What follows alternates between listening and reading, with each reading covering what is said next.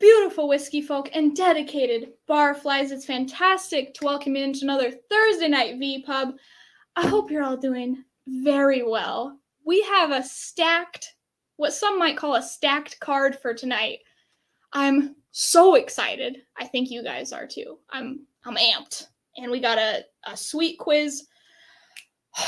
You guys, it's going to be good. We're talking about our favorite whiskeys at the moment. I gave the loose suggestion that they would be under 100 pounds, dollars, euros, but they don't have to be. But we want them to be somewhat attainable for people to get if they haven't tried them. So that's kind of the loose theme for tonight. So, and then before I get into chat, just wanted to say, well, maybe I should talk about it later. I probably should talk about it later when more people are in. Okay, scratch that. There's a fundraiser. There's a link to it in the description down below, but we'll talk about it in a second. Okay, getting into the lounge. We got Jimmy Jazz. What's up? I have freaking 4 guests in the background, you guys. I'm so ready. Okay, still watching the pre-show. That was a little while ago with Whiskey Mystery. Very cool. We have a substitute teacher this week. Time to get unruly. That is the goal. Sugar Kitty, what's up? Go Flyers. Who else we got? We got Molasses. I don't know if I said your name already or not, but hello. We got Tim. Hoextra. Probably saying your name wrong, but hey, Tim. How's it going? Coin Sense and Nonsense. Hoping to catch some of this before I have to board. Oh, dang. I would ask where you're going, but you're probably already gone. Keith J from MA. I sent you a Patreon message. It's showing that you're my patron, so I don't know. But if there's any problems, we'll figure it out. Freaking Scotch on the Bayou. She's one of my guests tonight, guys. I'm so excited. We got Jimmy Legg. Hello. So this is going to be a little less formal than Roy's streams. And by a little less formal, I mean a lot. So we're going to do more of like a roundtable discussion where everybody's in the stream at once. And we're just going to see how it goes. Highland Hamish, greetings from Inverness. Hey. Sower Whiskey? Sower? Probably saying that wrong. Hello. Man, seeing a ton of new names. Even like I'm in Roy's chat and I feel like these are new names. Colin Mares. Oof.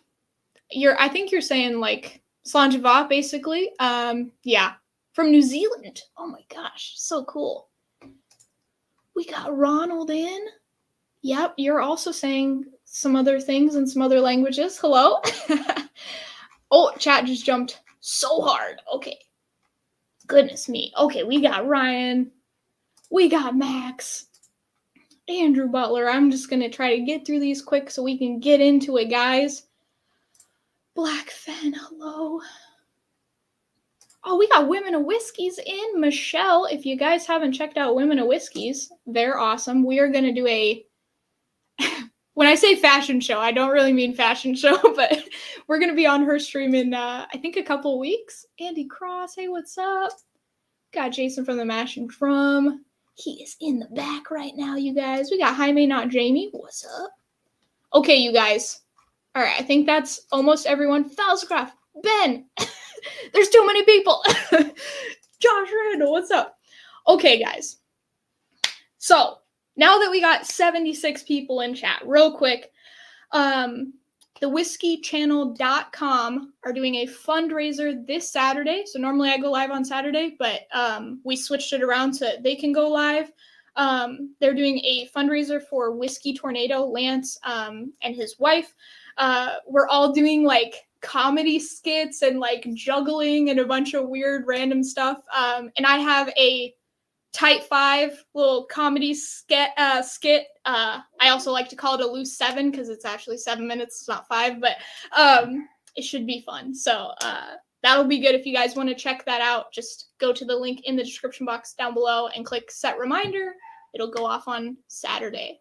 Sorry that my dogs are barking if you guys can hear that. Okay. I got that all done in 5 minutes. So, all right. Are you guys ready to come on? Give me a little thumbs up if you're ready. And if you're not ready, that's totally fine. Okay, we got Leanne. What's up? Hello. Hey, how you doing? I'm good. I'm excited to be here. It's the best way to have a Thursday is amongst all you people with Yes. some drams. You know what I mean? Oh, I'm so excited. So if you guys don't know Leanne, Scotch on the Bayou, she just hit 1,000 subs. And I put a playlist. Oh, my dogs are barking so loud. I'm so sorry. Not bad. Goodness me. There must be somebody like nearby because they only do that when people are walking by the house. But I have a link down there though. She needs to get to 4,000 watch hours. So I made a playlist of all of her longest videos, and you can just put that on in the background. Go do your laundry. Go cut the grass. Brushing your teeth. Going to work. Whatever. Yeah. So yeah, if you guys could just save that somewhere and watch that, that would be freaking awesome. That would be awesome. Yeah. Okay. And I appreciate that, dear. Oh yeah, of course. Next guest, we got Ben, the Whisky Geek. If you're ready, are you ready, man? Okay, cool. Oh, and then Ben, the Whisky Geek. How you doing? I'm doing good. How about yourself? I'm doing so good. He is like the most calm person that I know. So sorry, I need to bring my level down. I'm a little excited. No. Not at all. You do you. I internalize my panic, but I've got plenty of it. Promise. Mine is all external. So if you guys don't know Ben, the Whisky Geek, my dogs. Oh my god. He is about to hit 4K subs. So I also put his link down in the chat. So if you guys haven't checked him out, just check him out. He has super cool content. And then this man needs no introduction because he has 8 million subscribers. And I put his link down in the chat, but he doesn't need me to. We got Jason from the Mash and Drum. What's up, homie? How's it going, man? Good. How you doing? Thanks for having me on. Always love to join the vPub and the rest of the barflies. Oh my gosh, I'm so excited. I can't wait to hear your guys' picks. And then we have one other special lady she's not on a channel, but she knows a lot about whiskey, specifically Irish whiskey. We got Stacie H in the house. How you doing? Shayla! Oh, what's up? Hey, everybody, how are you doing? Oh, dude, I'm doing so good. I'm ready for this. I'm freaking out, but it's fine. It'll be good. This is a way to do a Thursday. You're awesome. Yes. Oh, and by the way, another vPub where we have 3 ladies, more ladies than men in the chat. So, no beard. There we go. The beards versus the no beards tonight. We can have a vote and see who, if you think our lists are better than these guys. We'll see. Oh, we got Luna Aaron in the chat. Hello. Oh gosh. Okay, guys, it's gonna be really hard for me to be in chat also tonight, so I'm gonna I will try my best. Oh, Graham Fraser, congrats, Leanne. Yes, I'm 1K. Heck yeah. Thanks, everybody. So many great comments. I do appreciate it. It takes a village to launch a YouTube channel. Yes. It's all the folks helping out for sure. That's it. Oh, so cool. I'm so glad that you hit 1K. I was like, yeah, I can't wait to give you a super chat. It's going to be awesome. So, yay. Okay, so I'm just going to start off, and we have not discussed our picks at all. So we might have similar picks. We might have the same picks. I don't know. But I'll just start off with my first bottle, and then we'll just kind of do a little roundtable if you guys are cool with that. Yeah, let's do it. Yeah? Okay.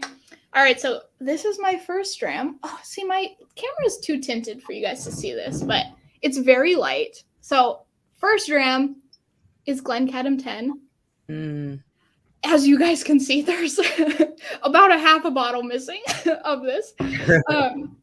So I actually don't have access to this down in Mexico. And so Roy was like talking it up, and I was like, oh, dang it. The FOMO is real on this one. I need to get this. And then when I was over in Portugal, they had it there, and I was like, oh yes, have to get it. And at first it was like a little bit too dry for me. I wasn't digging it. Like I thought it was going to be more like Deanston 12, like a little bit on the sweeter side. But the more that I've had this, the more I just like absolutely love it. It is like, yeah, it's one of my current favorites. Faux show. It's awesome. Faux show. Glencadam is a very nice malt. I love their malt character. Yeah, it's so good. I guess the 15 is a little bit sweeter. I haven't had the 15, but if you like it on the sweeter side, I think that would be the way to go. But for me, I think this one's like just a super nice, clean ex-bourbon malt. And yeah, it just makes me happy. So, and Leanne, what about you? What's your first one? So my first one, and I may have blown the budget on the other two. Oh, it's all good. It's all But good. the first one is one of the very best deals I think that is out there right now. And that is Compass Box Orchard House. Yes. It is just delightful. It's easy to drink. It's under around $60. It has more single malt in it than blended malt. But of course, it's a blended malt because it has a bunch of different single malts. But it's just really very tasty. It's got a sweeter side, but it's all like fresh fruits. Yeah. Not the stewed fruit kind of thing. It's just fresh. It's bright. It's easy. It's hold up. I can't read that small writing. But it's still, it's still at 46 ABV. So it's not thin, So Yeah. I really do adore this bottle. And it's a great introduction into Compass Box if you haven't tried any of those. For sure. Yeah, I really like that one. Do you get any peat on that one at all? I don't remember getting any peat on it, but I think it's mostly, isn't it mostly Clineleash and Linkwood? I can't remember. Ben, you had it too on a stream, didn't you? Don't think so. Oh no. I'm not sure that that's a whiskey I've ever tried, unless Roy's slipped it to me blind. I don't think I've tried that one before. I thought we had it on a blind. There was a blind where you got like 10 out of 10, and I thought it was on that one because I was on that too. Yeah, and Andy at the Malt Box was it was his whiskey of the year or something, and he got it wrong. That's right. Shouldn't have praised it like that, but yeah, you're right. We did have it. Yeah. But yeah, I don't remember it being peated at all. But Roy does say you can get a little bit of it later on if you let the glass sit for a little while. But yeah, that one's good. I like it. It's awesome. All right, what about you, Ben? So, like I said, I was a little bit panicked on getting my list together, and as I logged in, I was pulling whiskeys off the shelves that Nice. I'm enjoying at the minute. But I was also reflecting, and I'm quite conscious that the whiskeys that I'm like nerding out on are whiskeys that aren't very accessible. Oh, so that's okay. That's okay. I've got 3, and it's only by chance that they have come in just under your £100 threshold, because I completely forgot about that as well. But I've got 3 which are accessible that I'm excited about, and 3 that are unless you turn to auctions, you're pretty stuck, I think, at the minute. So I'm starting with the ones that people can actually get hold of. Yeah, and the perfect. first one I picked is an Ardnamurchan. Oh, sweet. This one specifically is AD 07.21 05.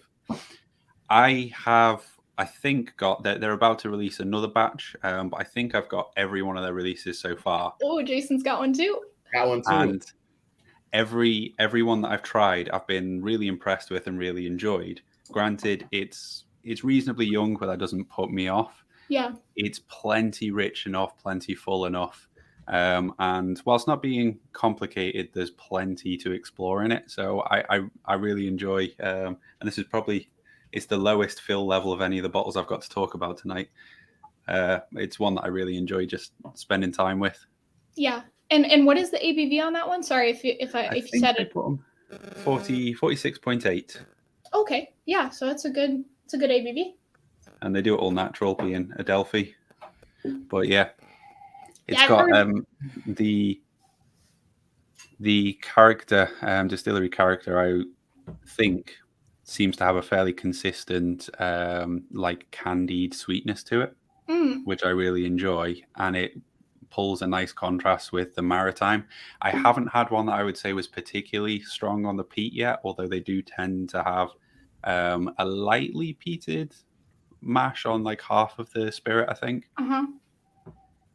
But it's just nice all rounder. Yeah. And yeah, I've heard really good things. So, and I'm kind of excited. Like that.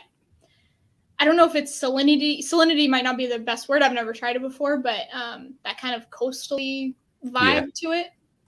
Yeah, that's super cool. Yeah, Maritime Breeze, Yeah, coastal air, whatever you want to call it. That's just the best. That's the I best. love that. Oh, so we've got Stacie H. She is a huge Irish whiskey fan. So she might be drinking Scotch at the moment, but I kind of said, hey, I'm not. you're not. I was like, could you hit me up with some awesome Irish whiskeys? And she's got some crazy stuff, which is kind of why I set the budget, because I want people to be able to get them. She's got some bonkers stuff. Yeah, so, and as everybody on screen and in chat knows, I'm bound to order a few things from overseas a lot. Yeah. I get boxes with 7, 8 bottles to my house, and my husband's, bless his heart, looks the other way.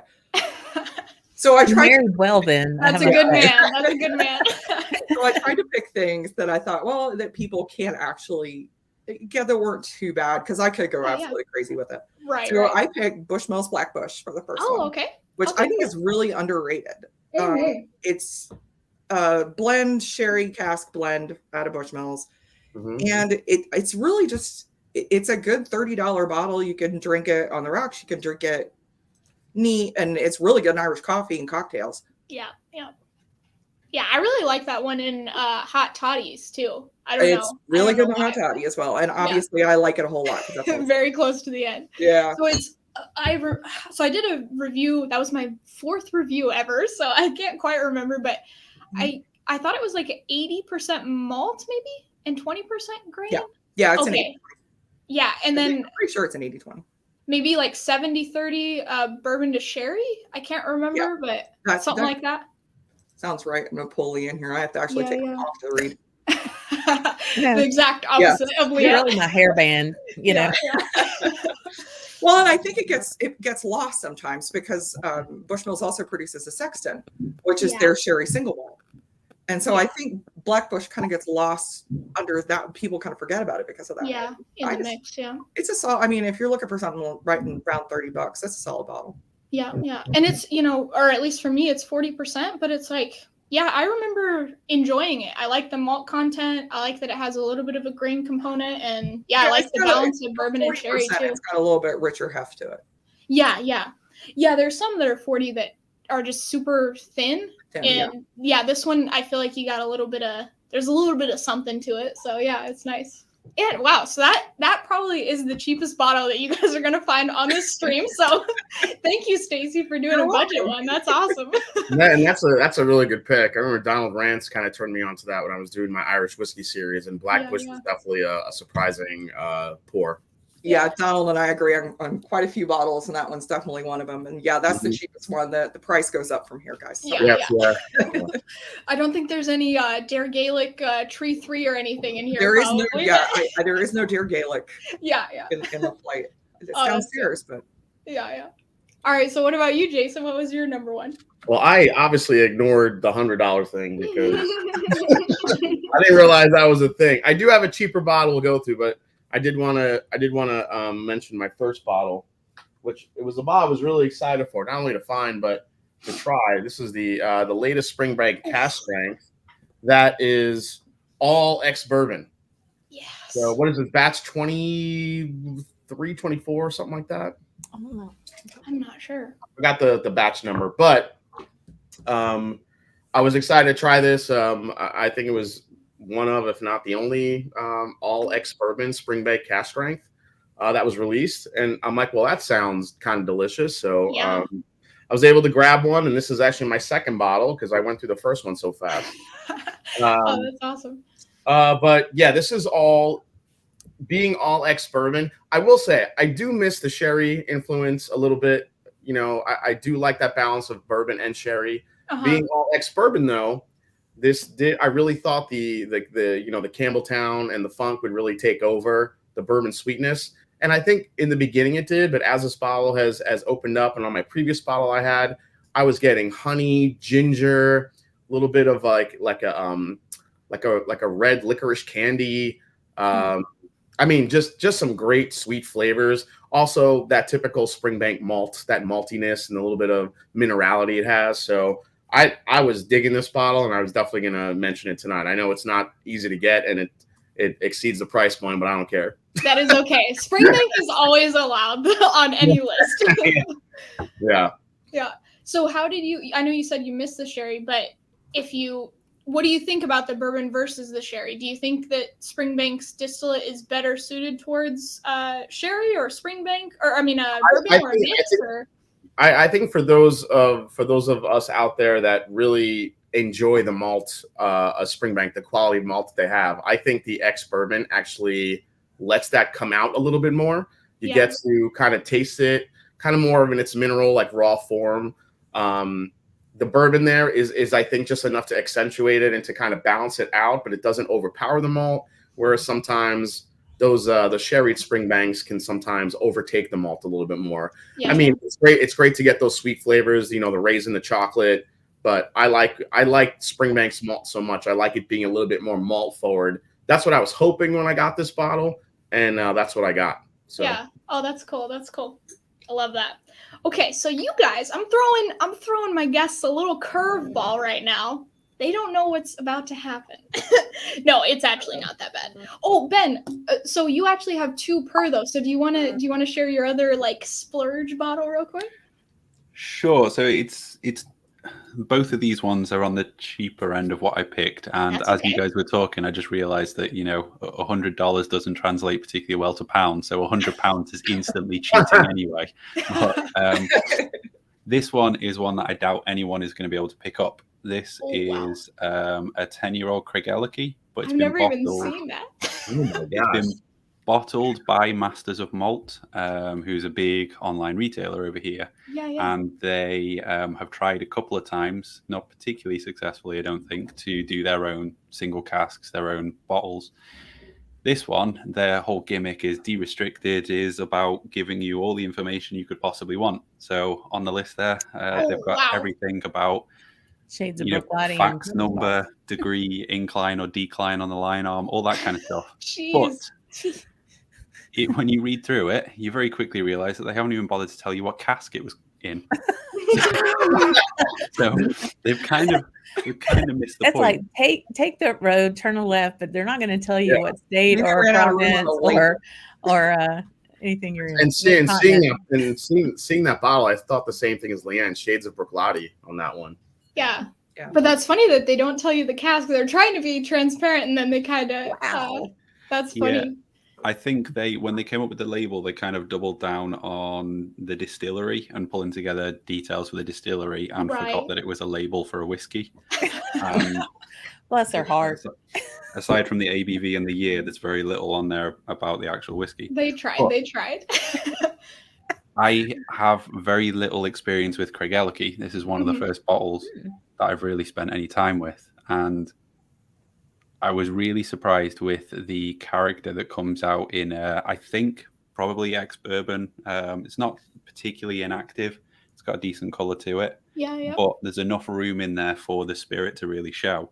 And it's got these wonderfully umami layers to it. There's a lot of... When I first opened it, and it was really weird, and I got someone else to sniff it, and they agreed, I was getting mushroom soup.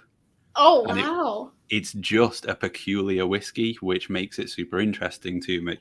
And it being at 50-ish%, it's one that you can sit with a little drop of water and play with and explore. So it's a fun whiskey. And part of the fun is trying to figure out what cask it came from. Oh, that is awesome. That's awesome. Okay, so the little curveball I'm going to throw you before we go to round 2 of this little adventure. We're talking about our favorites, but we're not necessarily just talking about whiskey. So I want to know, off the top of your head, you guys have had no prep, what is your favorite movie? So mine, I think, would be The Princess Bride. I don't know. There's a bunch that I like. I like The Princess Bride. I think it's awesome. Oh my God, I love that movie. But yeah, I'm throwing you a curveball, but just off the top of your dome, if you have one, what is your favorite? And it doesn't have to necessarily be the best movie ever. Just whatever you're thinking of. Big Lebowski or Pulp Fiction? Oh, yeah. Oh God. Oh, that was what I was thinking too. Big Lebowski. Oh, can I change mine to Big Lebowski? Gosh. I love that movie. It's so awesome. I might have to go with my favorite movie, I think, of all time. It might be Gladiator. Gladiator. Ooh. Oh, okay. Yeah, I love that movie so much. Like I watch it whenever it's on.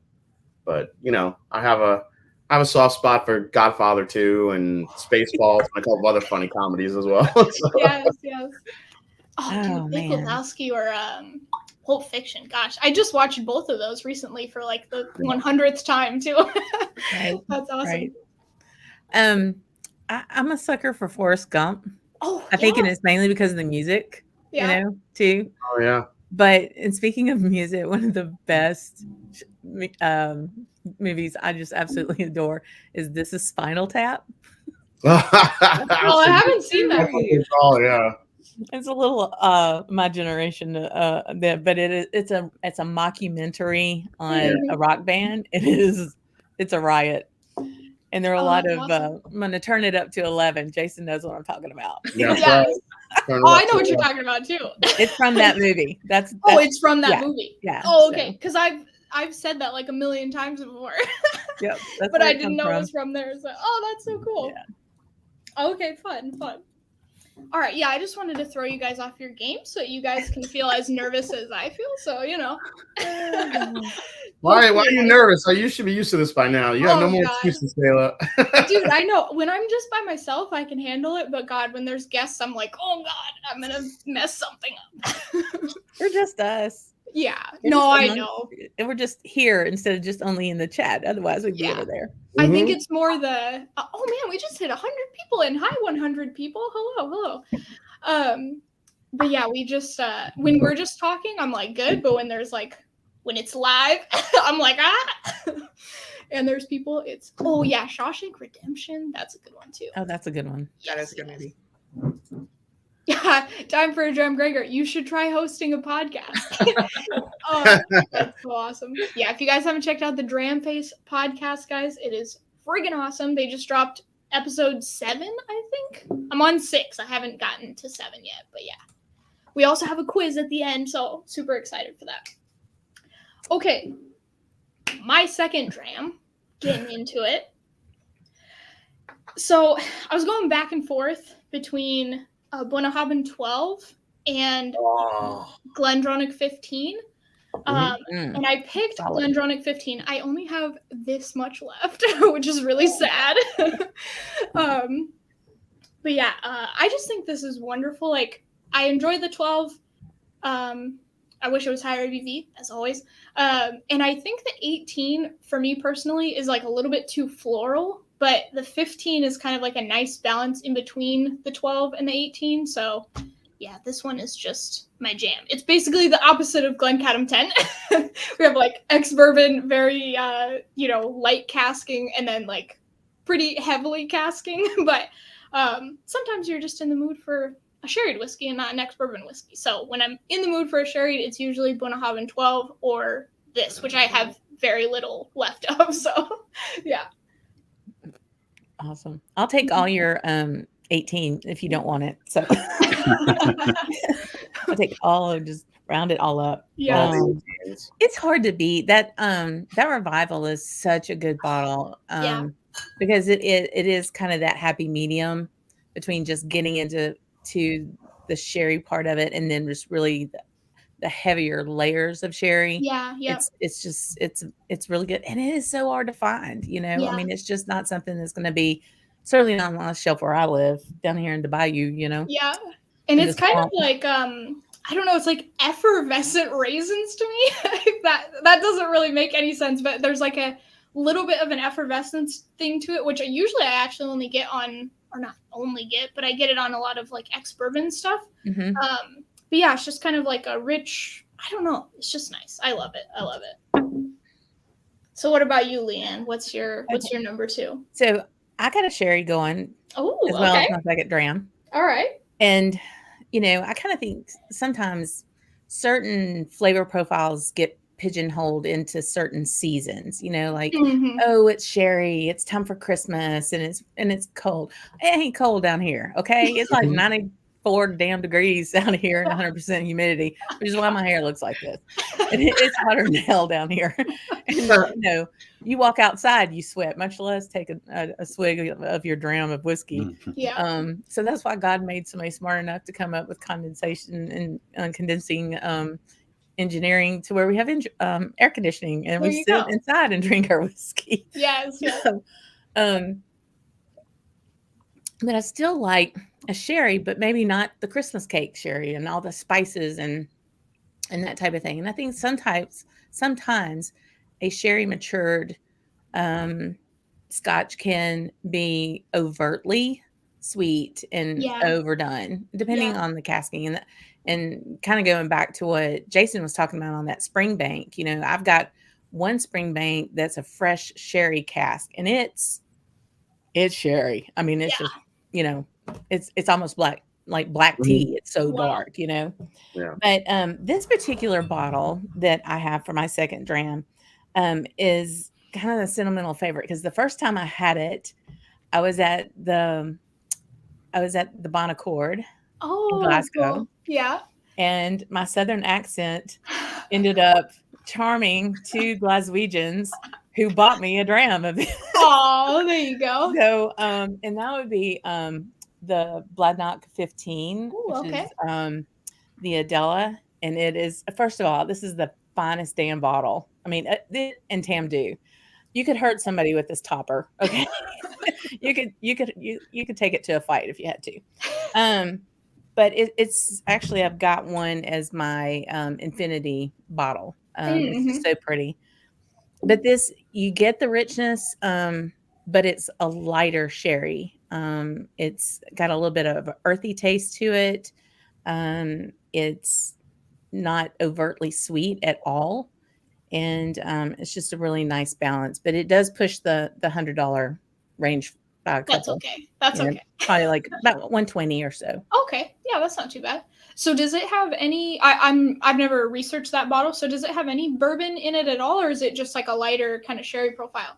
This like a refill or all sherry. Okay. I'm not quite sure. It's at 46.7. So again, it's a really nice alcohol profile. It's drier because of the sherry, I think.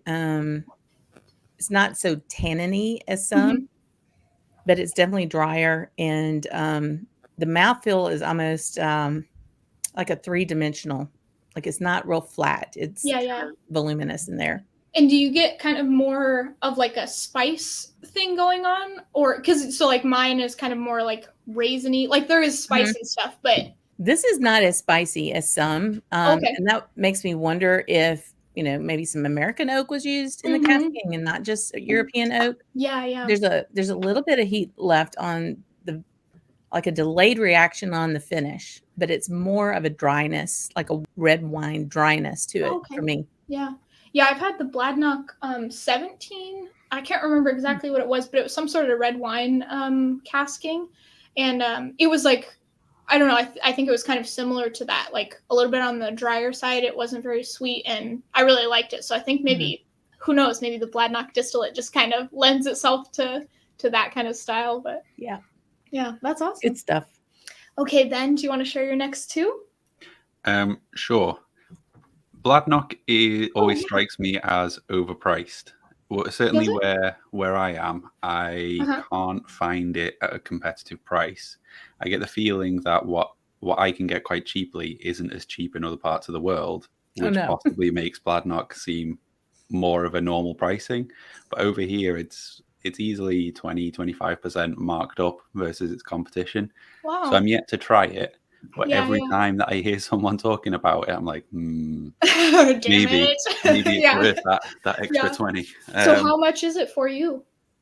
I think the entry level is about 50-60 quid. And then if you want age statements, it's getting 70, 80. Wow. Which, it puts it around the same kind of price as the bottle that I've chosen. Okay. Which is somewhat topical. Just depends on what your poison is there, Ben. Bottle. That bottle is money. Fairly certain that all of you are going to tell me that I've completely blown the budget here. But That is okay. That doesn't matter. Wow, That's look good how- stuff, look- friend. Look how dark that is. Oh, It's- I that's so believe good. there is significant batch discrepancies in this, Yeah, and this mine's not particular that hard. batch. When I jumped on the Anok train, this particular batch was heavily sherried, Yeah. as you can see. But the style of sherry is what makes it special to me, and it's one that I've only recently opened and not spent a lot of time with. But it's not the Glenallachie style of sherry. It's not like sweet and all the niceties and everything. This is leather and elegance and intricate, and it just struck me immediately that yes, it's got a nice element to it, but everything behind it makes it stand out from heavily sherried whiskies and makes it more interesting and just draws me in. Yeah, I've Very had that fun. one, and it's man, maybe not that exact batch, but it's Yeah. pretty fantastic. Mine's not that dark, but Mine's it not that is- dark either. Yeah. Anok is just a sleeper anyway. I think it's just a fabulous distillery. And I've just been petrified that they're going to come in and like rework stuff. Just like, don't mess with it. Don't touch You see anything. what they did with Balblair and Old Pulteney and Yeah. go for a rebrand and hike Don't the touch it. price Yeah. 50 to 100%, and yeah, Please don't do that, please.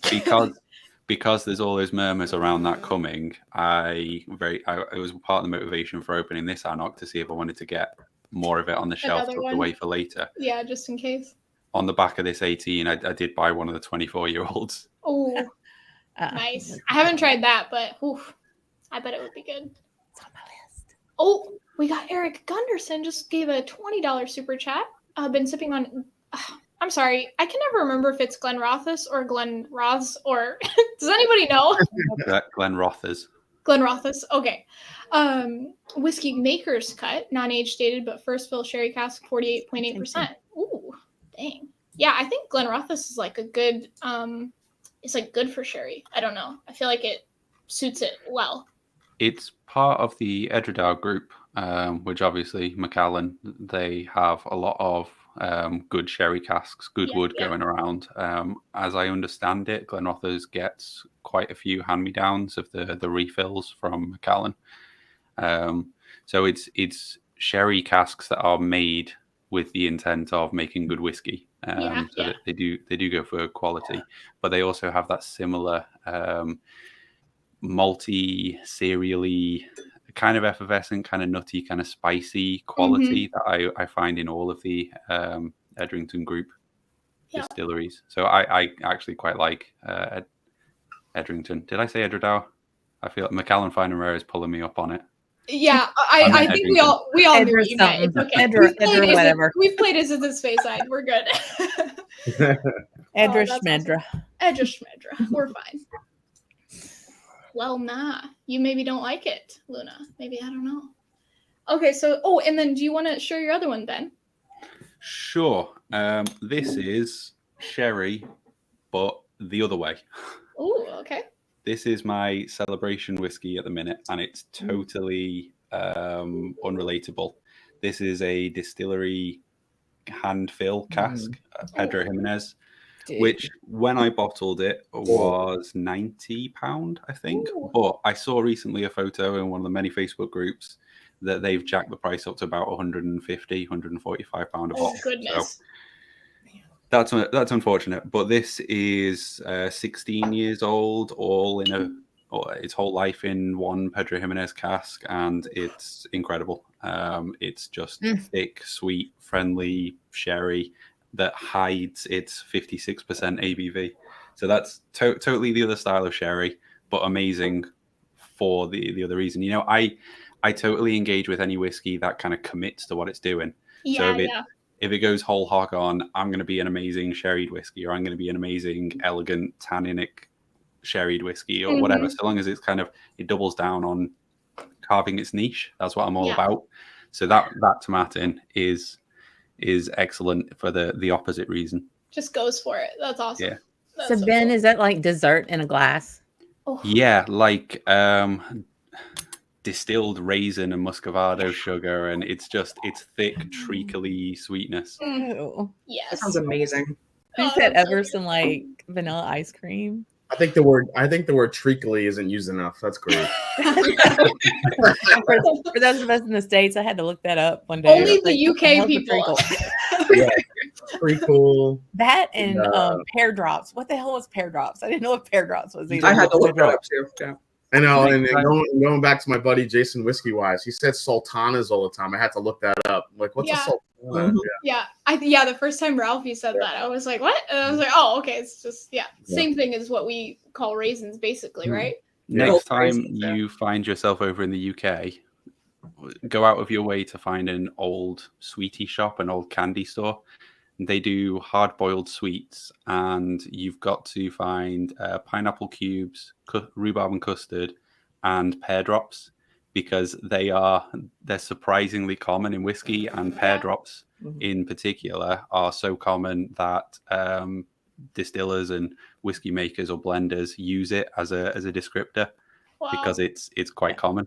Yeah, but it's a definite. It's like there's a fixed recipe. A pear drop is a pear drop. It's a constant, and so everyone in the UK can relate to it.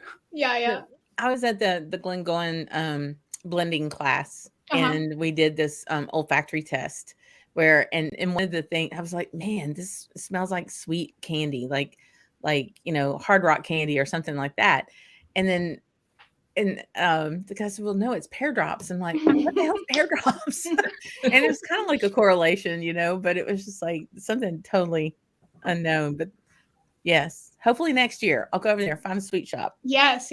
Now I'm like, I love candy and stuff like that. So Jimmy Leg says, can't I just eat a pear?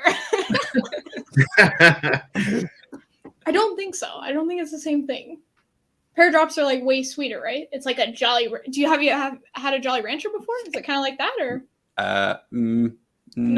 Oh, not Napoli or watermelon. I've had a lot of Jolly Ranchers in my time. My brother bought, I think, like a 5 kilogram bag last time we were in the States, and it's similar in style, but probably not in execution or sugar content. Okay. Yeah, we do like the sugar a little bit, yeah. Or I speak for myself actually. Not every American is like a sugar hound, but the sugar. Yeah. Okay, so Stacie, what about you? What's yours? Well, I started with 40% Irish, so we're going to the exact opposite end of the spectrum, and this is the one I recommend to everybody who thinks that all Irish is 40%. It's 2 stacks. Oh, okay. Cast strength. So this one you can get for right around 50, 65. Very this nice. Is 65% ABV. Dang. Yeah, so it's up there. Wow. It's a small distillery. They're actually just finishing their distillery in Northern Ireland. What's the age on that, Stacie? This is a no age statement. No, it's all sourced. I believe it's all Great Northern sourced. Oh, okay. But it's got 40% dark grain, 40% light grain, 8% pot still, 10% double malt, and 2% peated malt. Oh, wow. Ooh, aged in virgin oak, bourbon, Oloroso sherry butts. So it's got a lot going on. Dang, yeah, it does. Just get a slight peat at the end of it. So it's also good for if you're trying to get people used to peat. Yeah. Because it's definitely there, but it's not going to be off-putting if they're not used to peat. But yeah. Nice. They bottle everything at cask strength. They've got, wow. I freaking love, they've got apricot brandy cask. They've got a Barbados rum. They've got a smoke and mirrors that is like a stout and peated stout cask. Yes. They've got a tawny port. They've got, it's not peated, but I've got I never thought I'd be the one. I'm buy 2 bottles. Now I have to buy 2 bottles of everything because I'm like, I'm going to drink it. I know I am. Yes. They had a red wine, ice wine cask.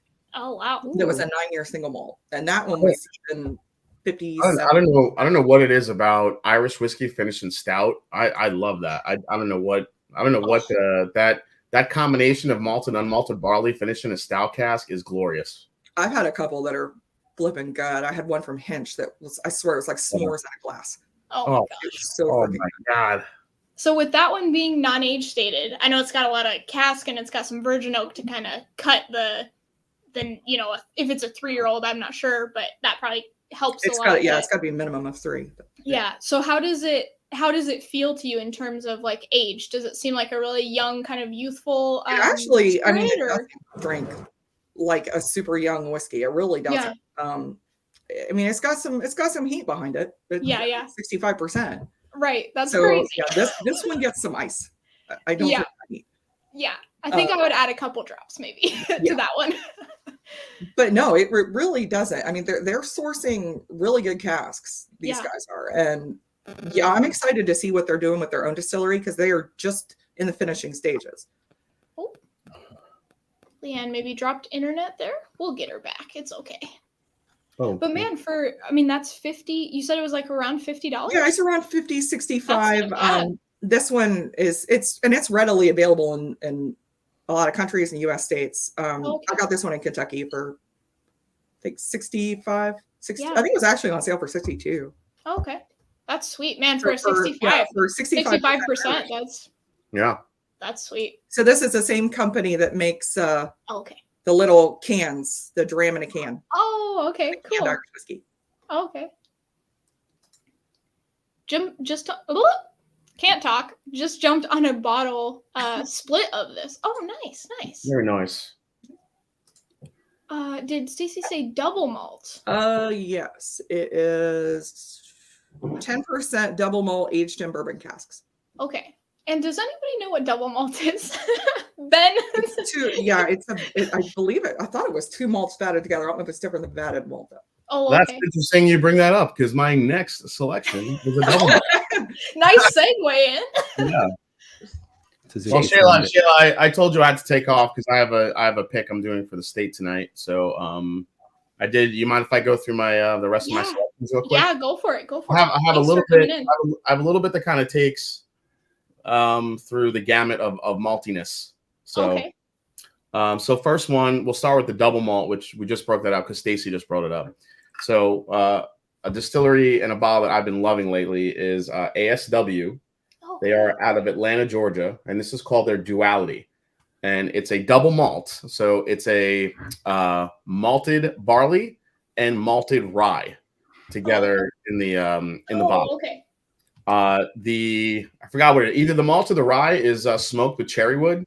So you get this real smoky, almost root beery, sassafras type flavor profile. It's delicious. Speaking of like fat kid candy, love this stuff. I was fortunate enough to do a pick of this for the channel, but for the Patreon group. But this thing, even just a regular offering, they're really delicious, really intense. Especially, and it feels like they get a little bit smokier as it goes on. It gets a little bit more of a tobacco leather type thing as it gets lower in the bottle. Really good. But these are generally about 75 to $80. Okay. Now we're gonna go down a little bit in price.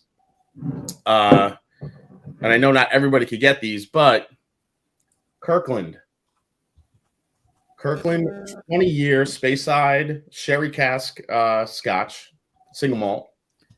This is selected by Alexander Murray, famous independent bottler. This is a blend of sherry and ex-bourbon.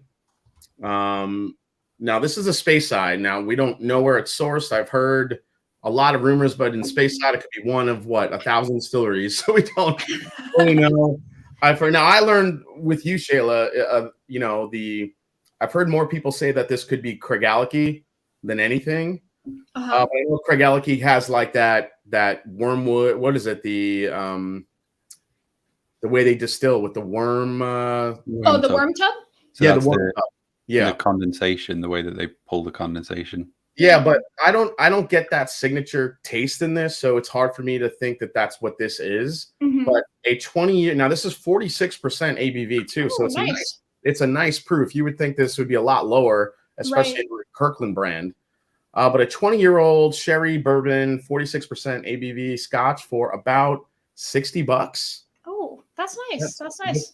It's kind of nice. Yeah. Yeah, I don't know if I've tried that exact one. But yeah, I mean, you really can't ask for much more than that. Like 20 years, 46% ABV, $65. Like that's not too shabby. I mean, Alexander Murray, I mean, it's a great, I mean, this is just brown sugar, raisins, chocolate, all the glorious things you love about sherry. Yeah. And it also, with that proof, it's got a nice little bite and finish to it. It doesn't just fall flat like a lot of the lower proof, sherry scotches will. And do you get any of that bourboniness to it, or is it more of the sherry? Not really. I think it's just mainly the sherry. I Okay. think the spice might be on the back end. Might be some of the bourbon cask a little bit, but it's mainly sherry. I mean, these are steals. I wish I could get more of this stuff. It's so damn good for the money. Yeah. And lastly, which is an interesting one, this is a new product from Jack Daniels. I don't know if you guys have seen a lot of whiskey tubers talking about. Yeah, the triple mash. Yeah. The new Jack Daniels triple mash, which I've been enjoying. This is a $35 bottle. Wow. It's a blend of bonded rye, Tennessee whiskey, and American single malt. Oh. Wow. So it's a blend of all three. And this is kind of like the most interesting. They also released this one, which is the Jack Daniels Bonded. And while that's good, this is, to me, is way more the interesting dram because it's got spice, it's got honey, it's got a pepperiness to it. You get the maltiness, a little bit of oak, hint of chocolate too. But I love this stuff. I mean, it's 100 proof. So this is my serving platter tonight. There you go. There you go. That's solid. That's solid, though. That's cool that it's got. I didn't know that it had malts and I didn't do any research on that. I've just seen photos of it around. So, but it's got some rye and malt to it that you like. Well, funny story. Chris Fletcher, who's the master distiller at Jack Daniels, he like, I think through the art of discovery, not really knowing, he didn't realize that he could blend the three different whiskeys together, even though they're bonded, and still call it bonded. Oh, okay. So he kind of went through this whole process, and being a bonded whiskey, even with all those three bonded components mixed together, yeah. So you can keep it at 100 proof, over 4 years old. It's just a really great, really great. I would tell anyone who's looking who wants to try Jack, who's never tried Jack before, or is just like turned off by Old Number 7. This is a completely different experience. It's like I said, the honey, the oak, the maltiness, the almost and it's way more thick and rich on the palate than I think of most other Jack Daniels products are, aside from the single barrel bottled and bond. I'm sorry, single barrel proof. Barrel proof, yeah. And so you said it was $35, and what was the ABV on it? 100 proof. Oh, it's bonded, right. Yeah, oh, okay, yeah. Oh, wow. So that is a steal. That's awesome. Yeah. I mean, Jack Daniels absolutely killing it, but I love I love how malt forward this is. This is not your daddy's Jack Daniels. I love it. Yeah. Oh, that's so cool. That's so cool. Oh man. Well, thank you so much, Jason, for coming on. I know you got to do a barrel pick. This guy is just such a baller. He just like, I just met Jimmy Russell, no big deal. I got to go do another barrel pick tonight. So first of all, true story. I was not lying. If anyone saw my Instagram post today, I literally teared up. Because he's dodged me for years. Like, I just could not. He was in the distillery and then he wasn't, and then I just missed him, and then I just missed him again, and I'm like, when am I going to meet this man? And then I just walk into the distillery yesterday, and the gift shop, and the dude's sitting there eating barbecue. I'm like, well, there he is eating barbecue. Look at this.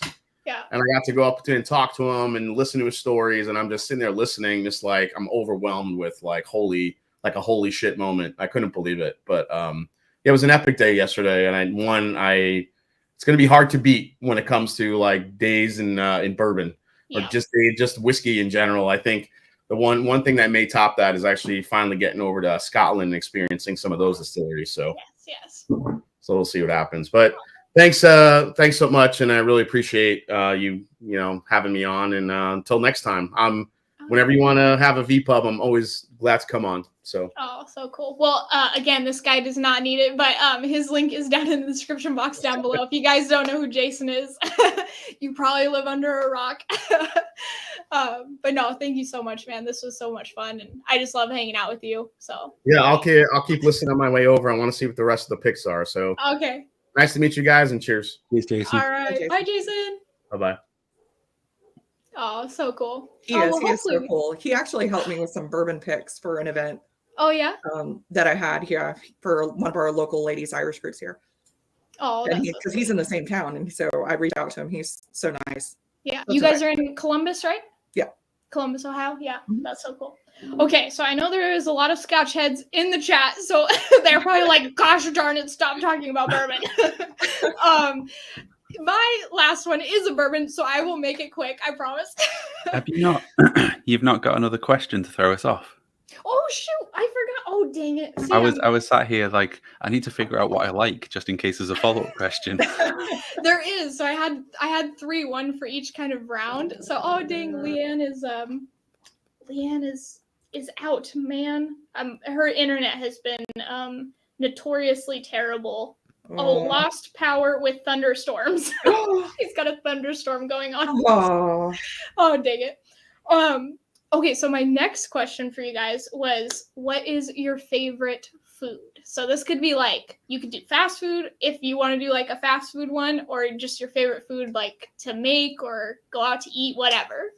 It can be anything. It could even be candy or whatever. Oh, so I should probably say mine. So mine is, I struggle because I am just like a fat kid, basically. I just want like donuts and pizza and everything that has carbs in it. But I love sushi. I think sushi is like one of my top ones. So, and we got Leanne back in the house. Back. Oh, she might not know she's back. Hold on. Hey Leanne, if you can hear me and you want to come in, give me a thumbs up. Okay. Hey girl. Hey. How you doing? You gotta love technology in a thunderstorm. Oh, had a big boom and everything went black for a minute. Well, you look like you have the lights back on, so that's good. I do, but my original computer won't turn on, so I may be drinking a lot tonight. Oh no! Oh, poor thing. Nothing whiskey can sort of solve. Should fire, I mean, what do you do? If it's food to make myself, I've had a bash at making my own ramen, like doing the full broth and everything a couple of times, and my own recipe for marinating the meats and stuff, and they've always gone down well. So I quite enjoyed having a go at that. The other one is like a Korean barbecue style thing where you get your hot plate out in the middle of the table and get to mess around, and they're fun for doing yourself. But if it's like takeout, for me, it's either a Chinese or an Indian, depending on what the family's feeling like, I guess.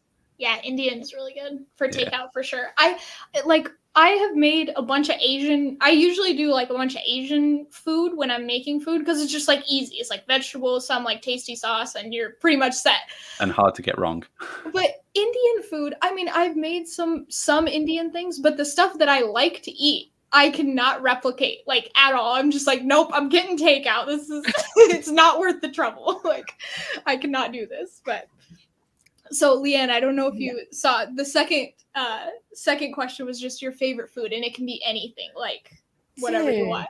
So I live in like gastro mecca in South Louisiana. Are you kidding? We have the best food ever down here. God. It's either boiled or smothered. Golly, we have so seafood is very big here. Of course, we have crawfish, which is a freshwater crustacean. And then we have shrimp. Oh no. Oh no. Oh darn. New Orleans is not the food in Cajun land. Let's say that. So I would say a shrimp etouffee. Oh, okay. And the etouffee is just this kind of butter base, roux, shallots, onions, garlic, bell pepper, all smothered down with shrimp served over rice. It's so freaking good. It's like the beginnings of jambalaya before a bunch of spices and stuff. So jambalaya is more, first of all, you never put tomato in jambalaya. Don't do it. Just step away. It is not, a tomato and jambalaya should never mix. Okay. I am a purist about that. But in jambalaya is more of a dry, where this is a wet, saucy concoction that goes over the rice. And where gumbo is more of a stewy, a thick soup, not thin at all. But it's over rice too. So Okay, and then down here. Have you had? I'm sure you have, but have you had beignets I feel like Oh, yeah. I would love those. Beignets are very much like a sopapilla. You know, it's a fried dough, Yeah, and it's like then with you powdered put sugar or the something, sugar right? on it. But there's a different kind of way you can do them. So you can do them in a square, Yeah, yeah. but you can also do them in long, what we call fingers, and you get a more how can I say this? A crunchy outer higher ratio because Oh, they're okay. long and thin. Right, right. And they're easier to pick up and eat. And the thing about beignets you have to know is that you cannot bite and inhale at the same time. You'll get like some Because powdered sugar. all the powdered sugar will get up in your windpipe and Yeah. you'll be like hacking up. Yeah. Choking and No, dying. Yeah. dying. Yeah. Okay. So Okay, cool. that's you can't laugh. You can't you can't take a breath. You just have to like bite on the exhale and you're good. Focus. Yeah. Okay, so what about you, Stacie? If I'm making it myself, probably the thing I like to make most is smoked chicken on the smoker. Because I have a nice rub that I put on there, and I love you can throw it on there and you can walk away for a couple hours and have a drink, Yeah. and not have to deal with it. Because I am not a big cooker at my house. Yeah. Half the time we're ordering out all the Yeah. I love Thai food. Thai food is probably my favorite. Oh, Yeah, I wrote sushi/Thai. Basically, like a bunch of Asian. Anything absolutely love that's Asian, Thai I'm like, food. yes. The only other thing I know how to make is bread pudding, which I think I've told you before. Yeah, and I only make it certain times a year because it's a little labor intensive. But Oh my god. even You that's guys. got like whiskey in the sauce, and whiskey in the raisins, and She sent me her recipe, guys. So if anybody wants the recipe, yeah, just hit me up. it's not a secret. I'll give it to you. Yeah, or hit Stacie up on Instagram or Facebook. Yeah, And it's Stacie, what part of the world are you? I'm in Columbus, Ohio. Oh, okay. but she's basically in Ireland. Yeah. That's what I thought was It's an funny Irish state of mind. because Jason was on here too, and I'm like, I've never met the man, and he lives in the same city as me. The same city. That's so funny. Yeah, but he's helped you with barrel picks, just like virtually, or yeah, I knew he was local, and we had a Derby Day thing, and those of you who know me know I am not the person to ask about bourbon. So I hit him up. He's local, and he was so kind. He sent me like a list of things that he knew I could get here and that would impress people for a flight. So, and found my new favorite bourbon in one of them. So, ooh. Oh, what's your? Oh, hey, we're talking about favorites. What's the new? Oh, is that your third one? Forester 1910. Oh, okay. Love that one. Little double oaked action. That's nice. Yeah. Very cool. Similar to Woodford Reserve double oaked. I think they even use the same distillate, the same like column still distillate.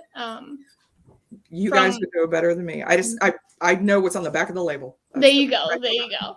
Yeah, I'm pretty sure Woodford, because it's Brown Forman, they use the same column still distillate from Old Forester. So they have a double oaked thing, and then there's 1910. So they are different though, which is kind of funny. It might just be the way that they toast their casks or something like that. I love that rechar of the cask. It just kind of reminds me a little of like Jameson Black Barrel. Oh yeah. You get that kind of caramely, sugary sweetness. Yeah. Like not like burnt sugar necessarily, but yeah, I kind of get a little bit of that, like a really sweet, sugary crust kind of thing. I don't know. Okay, so now that we've gone to the food question, we'll get back into whiskey here. So my third favorite. So I would say Wild Turkey Rare Breed, bourbon or rye, for people in the UK, because I think those are easier to get for you guys. But this Knob Creek 9-year single barrel reserve is just like one of my favorite things. I kind of love that Jim Beam Heaven Hill nutty profile. So I like Baker's and Booker's, and Knob Creek is like my go-to if I want something like that. And this one tastes like a toasted marshmallow, which just makes me happy. So yeah, that's fine. And it's 120 proof. So, and I think that was around, I want to say like $60, but I can't quite remember. So yeah, it's a good one. Okay, now Ben is going to save us and get us back into the world of Scotch. That I can do. That I can definitely do. All right. So, my accessible is Glenrothes vintage. So these are the cask strength series. This one happens to be 2009 or batch 4. I am a big fan of Glenrothes. I know it's one that we've talked about a couple of times, Yeah. but you can't really find over there. But this is like, I always feel like I shouldn't say this, but it's like the easy to find Springbank alternative. Yep. It's got a bit of funkiness, but it's got all of that oily, all of that authentic character, and the cask strength version of it just happens to be an awesome whiskey as well. Yeah, I've heard that a lot of people say it's like the kind of easier version of Springbank. It's, you know, a little bit more accessible, and yeah, I haven't got the opportunity to try it yet, but I'm really excited to see what everybody is on about, because if it is even a little bit like Springbank and it's accessible, I'm good. And I'll buy a bunch.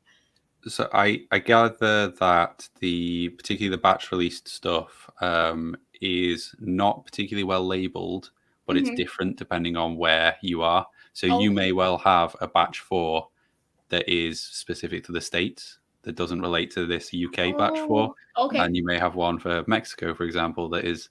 So there's a couple of times that I've seen people kind of being like, that sounds totally different to my bottle. And then they look into it and they go, oh, yeah, it's got different ABV. They both say they're this, that, or the other, but they must be different whiskies. Oh, that's interesting. Yeah. But they're similar to Springbank in that they do a kind of a lightly peated malt. It's Highland peat. Okay. But it comes through, it works well with their cask choices and with the way that they distill. So you get layers and layers of oiliness, firstly, but sweetness as well.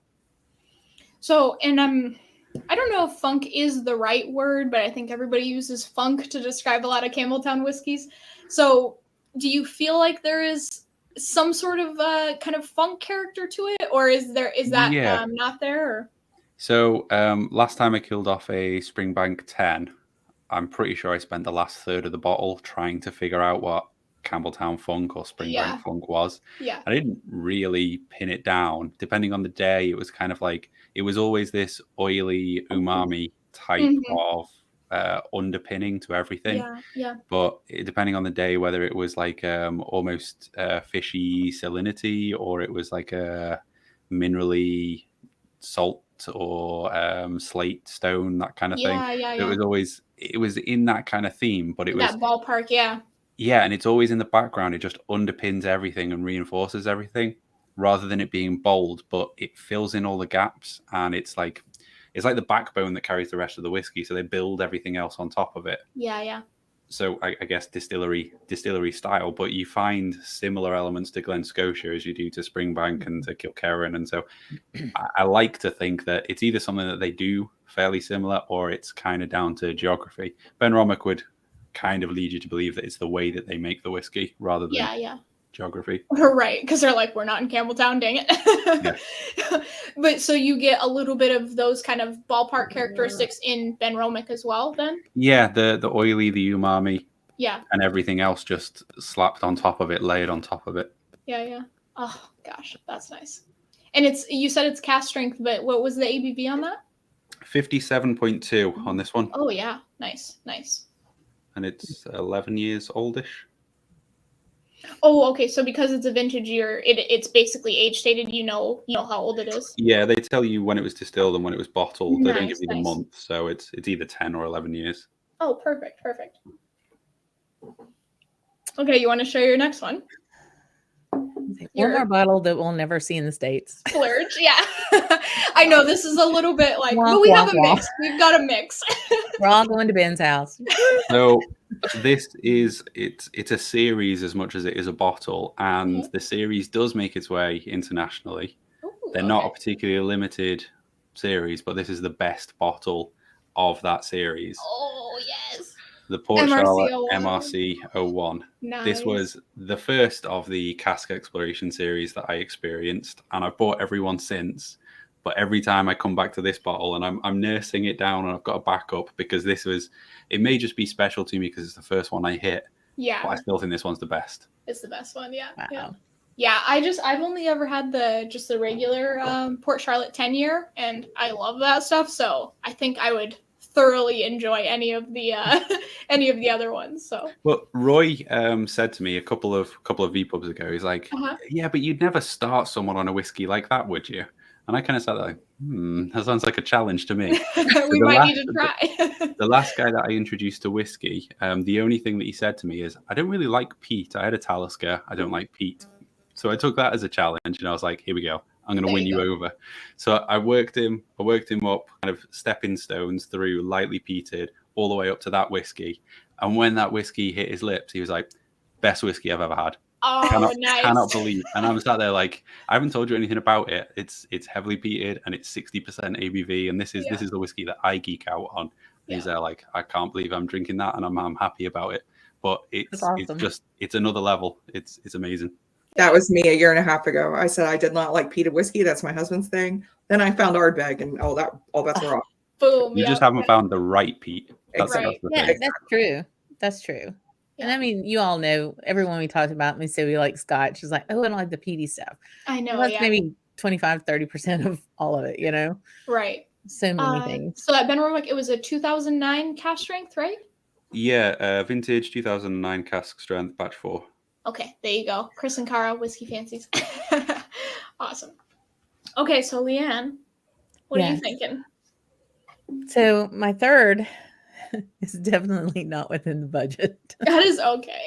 Stacie did so good. I feel bad. Stacie, you can mention some splurge bottles on your turn, okay? Oh, I got some stuff, yeah. Yeah. So my last. So we have limited selection in Louisiana. We have a couple of local retailers, and in Louisiana,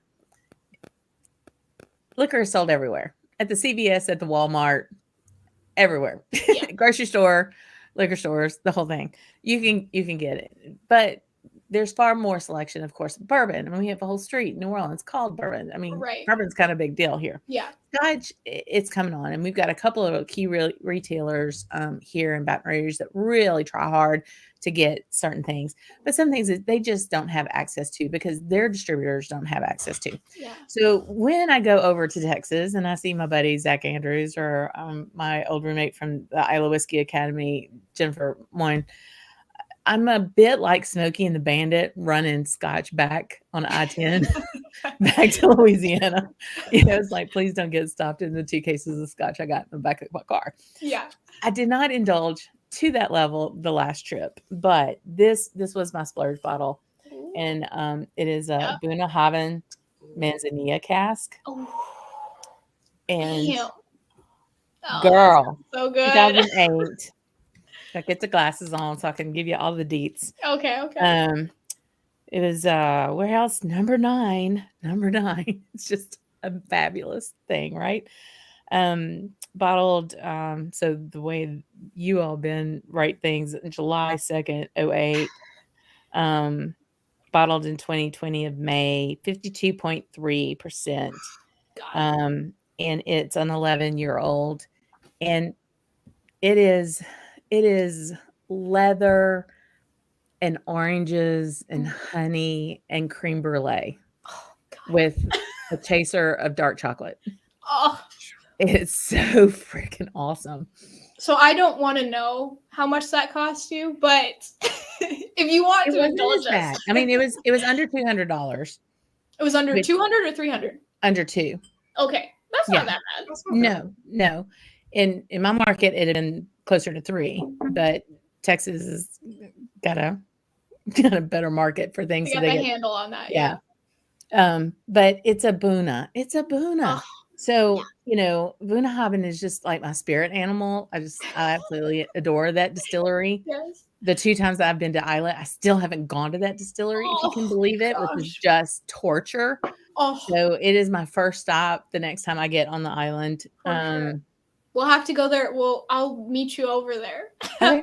That's the very first one I want to go to. Road trip. Yes. Air trip. Let's go. That is a distillery that you need to earmark a whole day for. You spend the first day doing tour and tasting, and then you spend the rest of the day in the warehouse shop with the guys in there just tasting the many samples that they have of different casks that they've had in the past. It's amazing. Yeah, and there's like I'm pretty sure, I can't remember, but watching Roy's video a couple years ago, there's like a beautiful little pier that you can kind of sit out onto. Is that right? Yeah. Okay. I wasn't sure if it was that one. They went to a couple, but I thought it was funny. Scott and Bart, when they were there, they kind of had a plan for the day, and I think they got to Bunnahabhain and they were like, nah, we're good. We're just going to stay here and hang out. Yeah. And enjoy the view it, from there is amazing, and the weather is so horrendously changeable, but in a really appealing way. Like we turned up and there was the thickest, densest rainbow that we've ever seen. So it was bridging the gap. It was bridging the gap from Isla in the distance over to the Paps of Jura, and it was it was an incredible view. Oh my and goodness. then as we were doing the tasting, it started hailing, the heaviest I've ever seen in my life. Like I was worried the car was getting damaged. It was that abrupt. And then when we finished the tasting, we came out and it was just nice and mellow and sunny. And you're just like, what is going on? Yeah, it was amazing. Totally. I mean, I've never seen a rainbow to a rainbow, but I did on Isla. It's the craziest. And there are palm trees on Isla. What? Because the jet stream comes through. There's one on Jura too. Wow. Which is so crazy to me. That's insane. But yeah, if you can ever get to those islands, do it. God. Yeah, I think it's so hard because it's like part of me wants to live in Scotland, and the other part of me thinks it might actually be beneficial for me to not live in Scotland, because when I make those trips, I'm like, this is the most special moment of my life, and I'll just soak everything in. I think when you're in Scotland, you might, not that it would lose the magic, but I think you'd be like, every day is magical, and you kind of, I don't know, you might not appreciate it as much or go out to distilleries as often as you think you might living there. I don't know, but if you guys have an opinion on that, but. Well, just a quick note, time for a dram. Gregor is leaving in a couple of weeks to go back on a 2-week trip. And he is going to be on Isla for more than a couple of days. And so follow him on Instagram at Time for a Dram. Time for a Dram. He only has 4 posts, through him. And spoiler alert, there will be kilts. Just saying. Bro, his kilt is the most magnificent thing I've ever seen. Like, it's he has a bunch of them, but he has this one that's an all black denim kilt, and it just looks so badass. It's like he has this kilt shop guy in Edinburgh, I think, that makes them, and yeah, they're just so cool. So they're like legit kilts. Yeah, and he's from Gregor Scotland, would tell you it's not the kilt, it's him. He'd be like, it's my perfect hair. That's probably what's doing it. But Leanne, I'm telling you. No. He's got awesome. What a hoot. Gregor's got legs to die for. Hey. Oh, that's so awesome. Yeah. That's funny. But yeah, I don't know. I think it'll be cool to be in Portugal because I'll just be a very quick flight over. So I'm hoping I can go there all the time. We'll see how it goes. But yeah. Okay, Stacie, you want to go? Sure. So the next one I have is actually one that I recommend to people who are just starting into Irish whiskey and they want a pot still. And that is Powers John's Lane. Oh, I knew you were going to do that one. 12-year traditional pot still. It's different than Red Rust 12. It does not have as much sherry. I'm thinking it's an 80-20 for bourbon versus sherry. This is okay. This is more of a bourbon cask, so you're going to get more apricot, and you definitely get that baking spice more at the end. The other good thing about this one is it's a little bump up in ABV. I think it's 46. Yeah, it's 46. Yeah. Instead of the classic, I think it's 40, right? On the Red Rust 12 and Green Spot are both 40. Yeah. This one is right in the same price point too. I mean, I think it's 65 here. Oh, okay. Yeah. Wow. So it's just, I love it. If you can find the old bottle style, find the old bottle style. It comes with this real spiffy map of the old John's Lane distillery, and it tells you the entire story about the distillery. They redid the marketing. So the newer bottles are these squatty bottles with like a gray black label. They weren't exactly a big hit. I'm positive the marketing team has actually been replaced with that idea.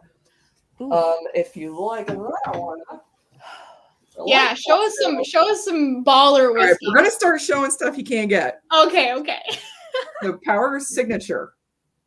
This is probably my favorite power. In fact, this is my favorite Powers. Oh, wow. This one has gorgeous anise notes. It's another traditional pot still. It's 46%. This, for some bloody reason, was discontinued a few years ago.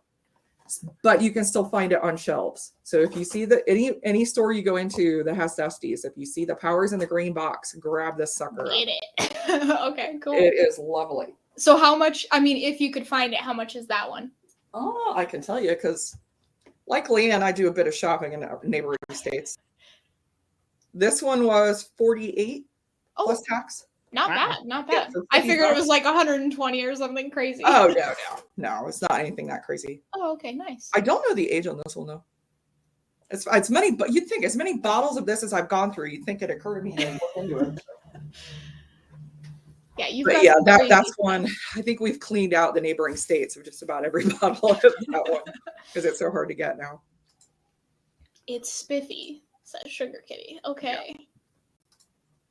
My favorite Powers is invisibility. Oh my god. Jeez. Powers as a brand is kind of suffering. They're not really putting as much money into the branding because they're owned by IDL.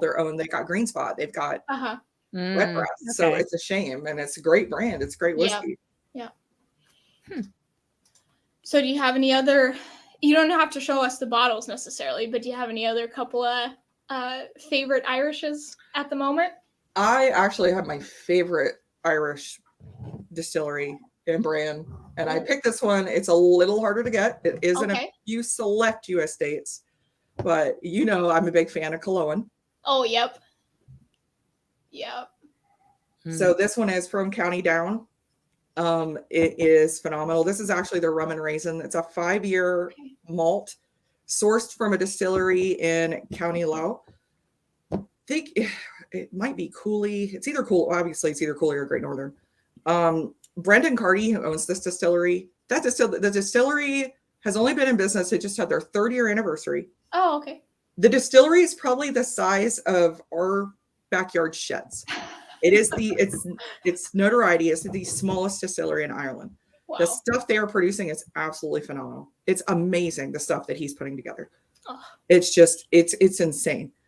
He gets these casks, he blends them together. They have a dark rum finish, they have an acacia wood finish, they have a Hungarian oak.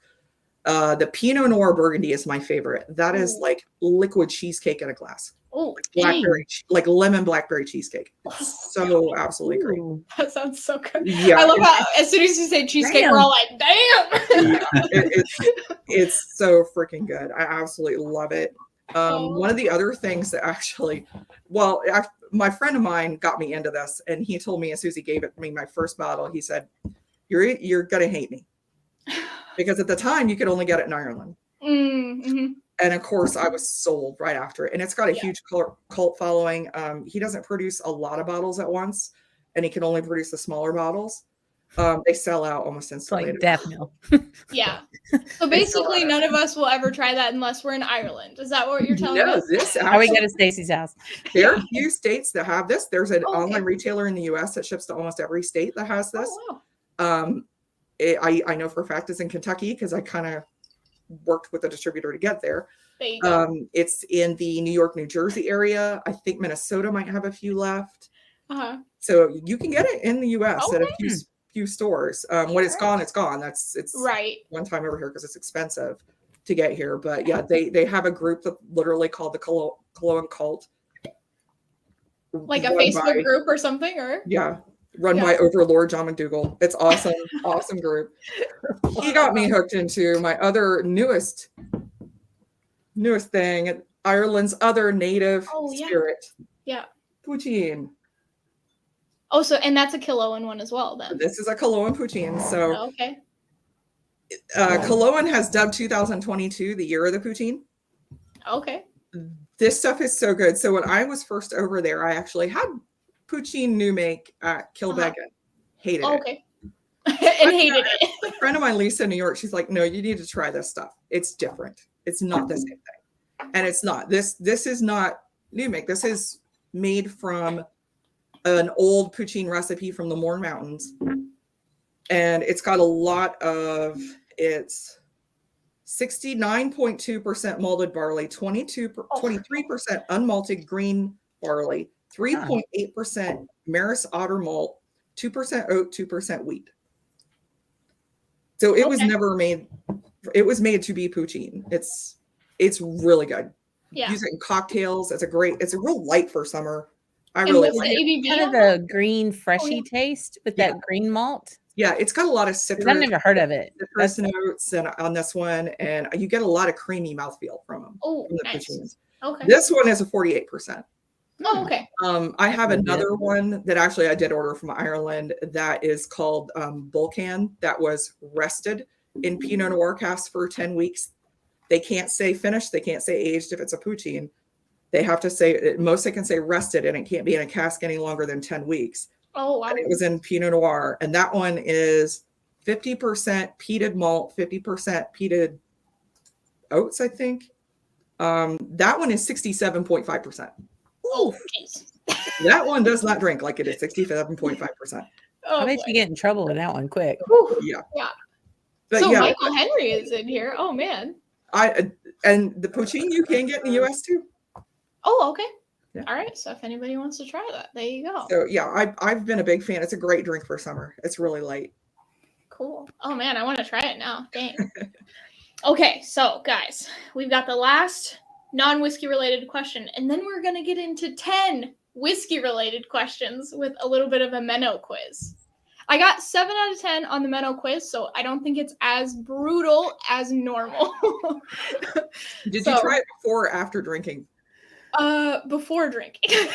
Right. So, pass mark. We're going for a 5 out of 10. But okay, so first question, and I'll answer first to give you guys a little bit of time. But favorite music genre / your favorite playlist on Spotify? Probably similar questions, but so I have a couple different things. I like some hip hop, but I also like jazz. Like I collect vinyl records of like jazz albums, and yeah, jazz is like first love, but I also like hip hop. So the Roots / Black Thought is like in terms of hip hop, that's like my jam. And then I have a playlist. I like making playlists. So I have a playlist called Jazzy or Jazz Word, I think it is. And it has like Frank Sinatra, Etta James, Dean Martin, those type of people. And I love those. So those are mine. But Ben, what about you? I've got like a wildly eclectic taste in music, I guess. Yeah. It depends what I'm doing. Very recently, I started listening. I kicked up an old playlist that had some Aesop rock on it, and which is hip hop, I guess. Yeah. My 2-year-old has like fully latched onto them, and so whenever he can, he will ask me to put some on, and he listens kind of frustratingly, but very cutely. He listens to the same song on repeat, 3 minutes on repeat for an hour. Oh. Everything is on repeat. The TV He's trying to get the lyrics down. Yeah, he will ask me to sing along, and it's mostly rap, so I can't. Your 2-year-old's hipper than I am, let me tell you. Yeah, for sure. I'm just waiting for you to break out in it. He throws shade at me when I like miss a word or I forget the lyrics. He's like, "Dad, come on, even I know this," and he won't sing along, but he will tell me what the lyrics are, and then expect me to carry on singing. And I'm like, "Come on now." So yeah, Aesop rock. I like some metal. Metallica, Rage Against the Machine. If I'm working, I like dubstep or like lo-fi, particularly like remixes of games from my childhood to just kind of phase out and get some work done. So I'm a little all over the place, I guess. Oh, that's cool. Yeah, I think I am too. Like I have a couple. My dogs are just so sorry, guys. Yeah, I have like hip hop and jazz are like my main, but then I also have like some. I'm kind of embarrassed to admit this, but like, I don't even know what you call them, like guitar-y campfire songs, like Jack Johnson and stuff, like.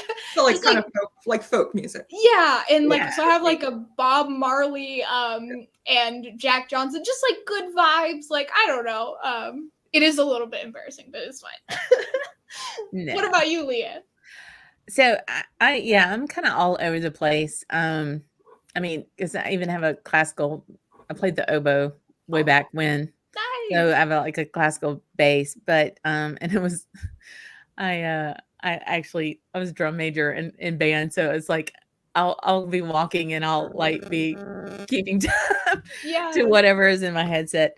But mainly I listen to alternative rock and Americana folk. So some banjo, some mandolin. You know, the Avett Brothers are a huge band that I absolutely adore, and I have seen them more times than I care to say publicly. But my fascination right now is with Harry Styles. Oh, really? And Louis Tomlinson. And I have to say, I have not bought a pop record since 1987 for Tears for Fears.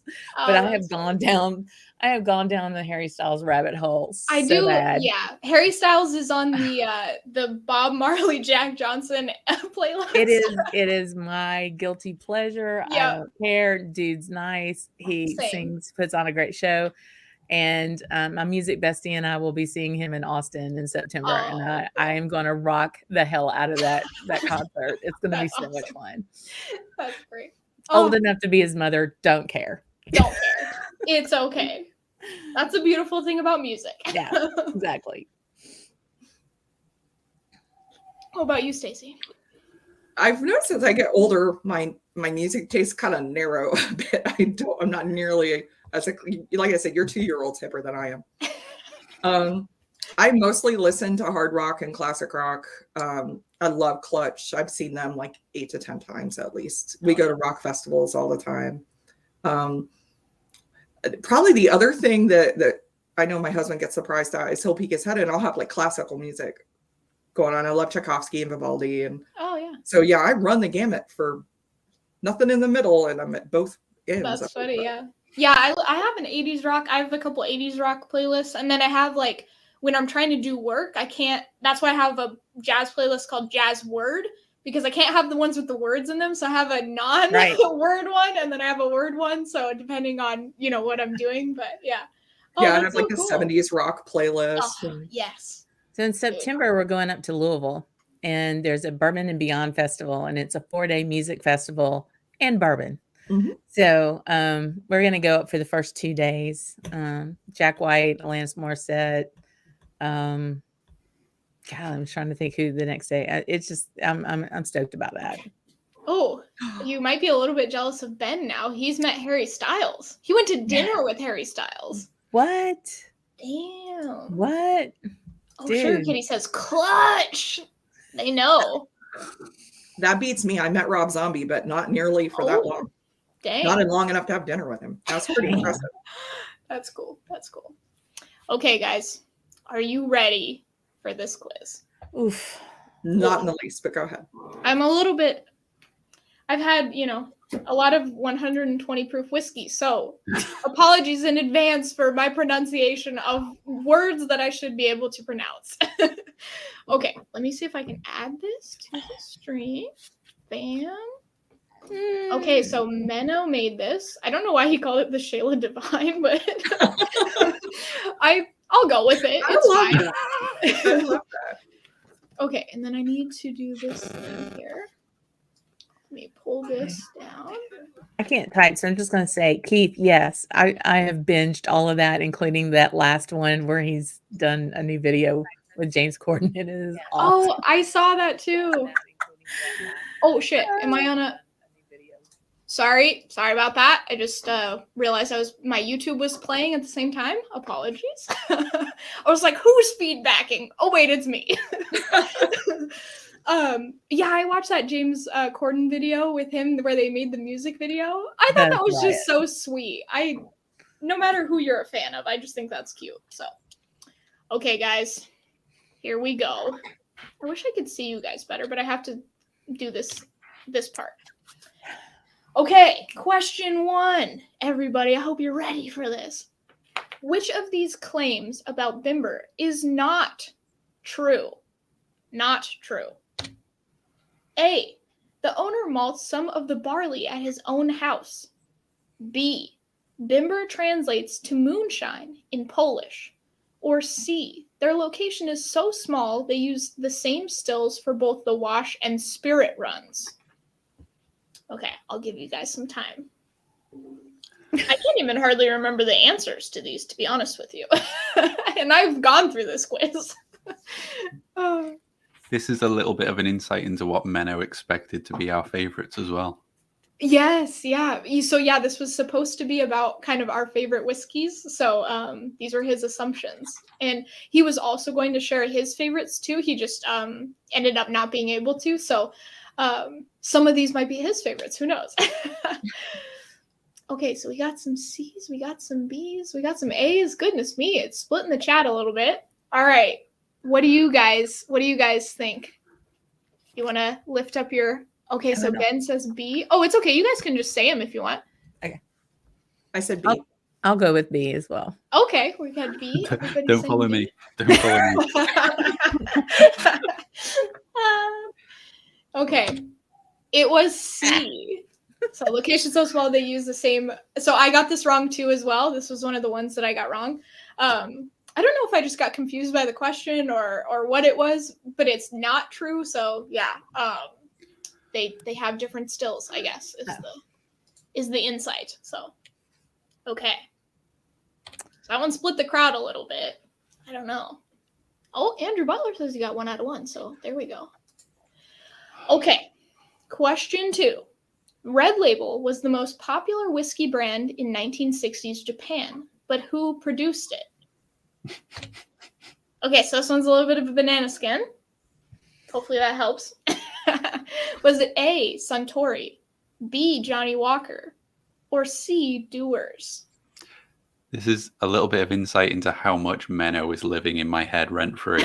I'm second guessing whether the banana skin is like a double bluff, and it is actually Johnny Walker. I can't. I want to call BS too. Yeah. So, well, I just want to give people hints. Dang it. Oh, that's okay. Wait, Whiskey with Molly says that's not correct. The wash still is called Doris, and the spirit still is called As. Yeah. So it's saying which of these is not true. So it's saying that they don't have one still, that they have multiple, right? I think. Yeah, it's Menno made this quiz, guys. Don't blame me. There. Yeah. I almost want to say it was produced it or. So, okay, let me just give you guys a hint. This is not the Red Label that you're thinking of. These are not the droids you're looking for. I'm going to say A. I'm going, Okay. yeah, with that, I'm going with A. Okay, all right. And you guys are correct. Hey. So this is actually the Red Label. Little tricky. This is a little trickster here, Menno.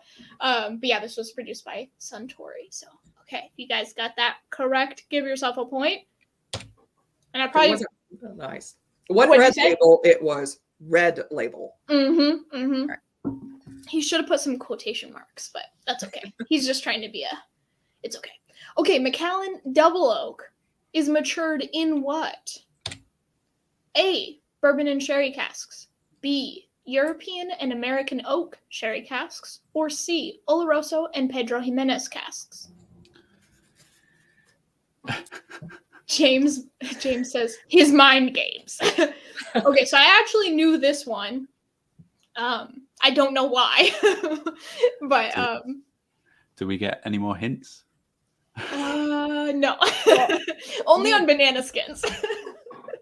I'll just guess B then. Okay.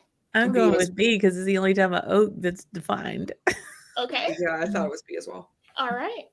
I'll give everybody in chat just a second to answer. We seem to have a lot of B's in the chat here, so okay. All right. It was B. Good job. Pretty much everybody in the chat knocked that out of the park, so boom bam. All right, question 4. Since 2016, Buffalo Trace Distillery has been experimenting with which innovative method? Is it A, electromagnetic pulsing of spirit to speed up maturation, B, infrared cask toasting, or C, genetically modified corn for higher yields? Poor Ben. I just would I'm like just- to I say give up. poor Ben. It's funny because he assumed. So I do love Buffalo Trace, especially like BTAC stuff. But I don't have BTAC, so I didn't talk about it tonight. But maybe he assumed that I might. I don't know. In terms of our favorite whiskeys, but okay. Do you guys have any guesses on this one? I'm gonna go with B because C is not innovative. Everybody's Right. modifying corn, Yeah. so I'm gonna go with B. Okay, I'm so you're gonna go B. I'm gonna go with B as well. I don't see how A's doing much of anything. Yeah, A seems like nonsense, but B doesn't seem like it's going to give you enough of a char, enough toast to actually do anything, which is my only reason for going with C. Although I agree, it doesn't sound very innovative to me. Yeah. What? You're more than welcome to change your answer. I haven't given you any. You know. The answer has not been revealed yet. Sure, go on then. I feel guilted into it. I'll go with Okay. B. All right. Boom, bam! You guys are right. Thanks, Shayla. Yeah. That's a mulligan there. It's not fair Like that because one. he lives in the UK, and you know what? What's worse is Menno coming up with a quiz and not being here to face the flag. Yeah. Yeah. He lives in the UK. He knows more about bourbon than I do. I live 90 minutes from Kentucky. Very true. Oh my Very God. true. Yeah. Same. Oh, Andrew Butler, we got a 3 out of 4. Andrew, you're or 4 killing out of it. 4, sorry. 4 out of 4 there. So clearly And 75% luck. Yeah, you guys are And doing well. Watchman. Wow. Okay, so this one. Well, okay, I won't give you a hint. Which distillery, a Roy and Shayla favorite is this? Is it A, Chininic, B, Benrinnes, or C, Glencadam? I will give you a little bit of a hint in that one of these doesn't have a red pillar. They have a white pillar thing. Don't even know what it's called, but Chimney. Oh, it's just a chimney? Okay. Yeah. I thought it was something like I thought it was cooler or a smokestack, fancier, but yeah, okay. Or a smokestack, okay. I think it's legislation in the UK. Sorry, this is me being a geek. I think it's legislation in the UK that if you put out a certain amount of pollution, you need to do it a certain height above kind of population. Oh. And so it's basically just you need to vent your stuff that high into the air. Oh, interesting. That makes sense. We love the geek stuff, man. This is great.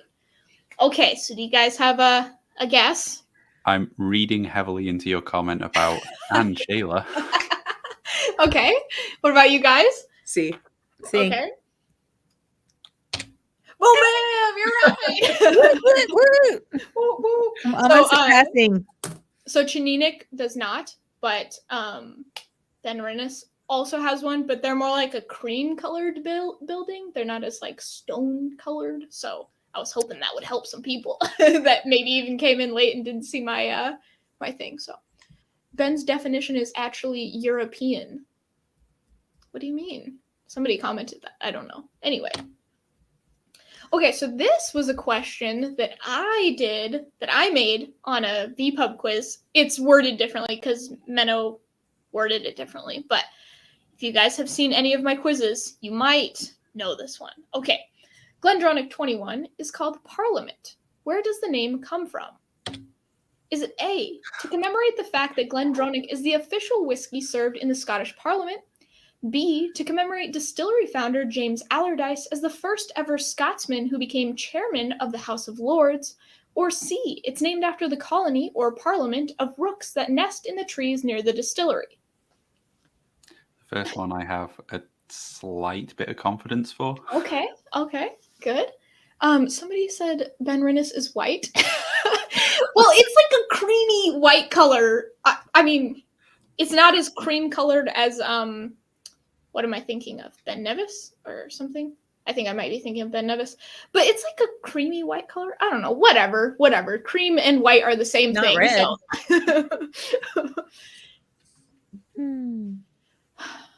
So, okay, we've got a lot of C's. What does everybody think? I'm What do you going think? C. Sounds just weird enough to be true. Okay. And Ben? I shouldn't have had any confidence. I'm going with B, but I'm literally the only one. So Oh, okay. I think It is C. Yeah. I thought this was really cool. I was reading I think it was a Charles MacLean book, but he was talking about the Parliament of Rooks.